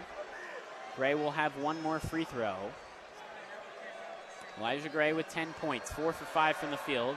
The free throw rolls out, and that will be the final seconds here ticking off as Darian Ford will drive to the basket, gets the layup to go with 0.6 seconds to go. The Razorbacks go right to the finish, and this one is over. 74-48, Arkansas defeats the Fordham Rams here at Bud Walton Arena. A commanding, resounding victory for the Razorbacks. And Ryan, overall, a sloppy first half for Fordham. They couldn't make up for it in the second half. Arkansas turns it on in the second half, able to blow out Fordham in this one. Yeah, a frustrating one because there are a lot of ways Fordham loses this game, but you still feel good about it, right? This is a top 10 team on the road, so an almost impossible task. But it really feels like, particularly in that first half, Sam, Fordham beat themselves in this one. They had 20 turnovers in that half. They did themselves no favors. A good defensive game plan was almost put to waste. So a really frustrating one the way you saw it play out. Fordham dug themselves into a hole early in this one with a lot of turnovers, 20 in the first half. They finished the game with 30 total turnovers. That was something we talked about they could not do at the start of the game. And Arkansas, these athletes, they showed themselves as the better team on the court, especially in that second half and especially with their defense. Yeah, they just did a great job all night long of really making Fordham uncomfortable, suffocated them on the offensive side of things. Fordham in that first half, they really looked out of sorts, so a great job from Arkansas to really execute the game plan. And we are going to be joined here by Associate Head Coach Trey Woodall after this one, as 74-48, Arkansas with the victory. And Trey Woodall. Here we go. Now joining us here. And Coach, obviously a very frustrating one, a sloppy one, a lot of turnovers in this game. Overall impressions from the game tonight. Yeah, I mean, we talked about it at halftime. It's tough to, honestly, with the score being, 21-32 at halftime with 20 turnovers, we thought we were beating ourselves at that time. We gave up, I think, 8 offensive rebounds, so we said, 9 points off offensive rebound, 22 points off turnovers. That was 32 points in the first half, so we got to do a better job of taking care of the ball. Particularly when you look at what Arkansas did defensively. What about their game plan had you guys struggling in this one? That team, they do a great job of pressuring you, trying to take you out of your offense. Our guys wanted we wanted to run offense to score, but they did a great job of taking us out of our offense. So we'll go back and look at the film, and we'll regroup. Coach, just one final question here. How do you feel like you can respond from this, maybe learn something from this loss here? Oh, absolutely. We'll go back and watch the film. We played a lot of guys. I thought our guys competed. They played hard. They play smart, try to play together. The ball just didn't roll our way. So we got a lot to learn, and I have no doubt in my mind that we will learn it. Associate Head Coach Trey Woodall. Trey, thank you very much. Thanks Coach. And the final moments here in this one, 74-48, Arkansas over Fordham. And Ryan, just want to get your final thoughts here from the game for the Rams. Coach Woodall, he put it perfectly, and he put it how we talked about. They beat themselves in this one. Arkansas, they're a team that we could be talking about in March, even April, in this season. So certainly not an easy opponent, but the way this game played out, Fordham knows they could have had them, more uncomfortable than they did. I think you have to have a short memory. You go to Tuesday, you're back at home. This was always going to be an atmosphere. This was always going to be a really tough game for Fordham to play. So you hang your hat on competing for 40 minutes, which it's clear they did in this one, and you got to go to the drawing board. Like you mentioned, Fordham will be back at home on Tuesday, November 15th against UNH, a familiar environment for the Rams, who will be glad to return home. Meanwhile, for Arkansas, they will be back here once again to play South Dakota State before the Maui Invitational. A very athletic team, a very solid team, a team we very well might see making a run deep in March Madness. But that is going to wrap up our game here from Bud Walton Arena. Arkansas 74, Fordham 48, the final. For Sam Davis and Rod Gregware with WFUV Sports, we're going to send it back now to the Rose Hill Studios for the one-on-one post-game report with Thomas Aiello. It's 90.7 WFUV New York, listener-supported public media from Fordham, the Jesuit University of New York. On air, online, and always commercial-free. The one-on-one post-game report.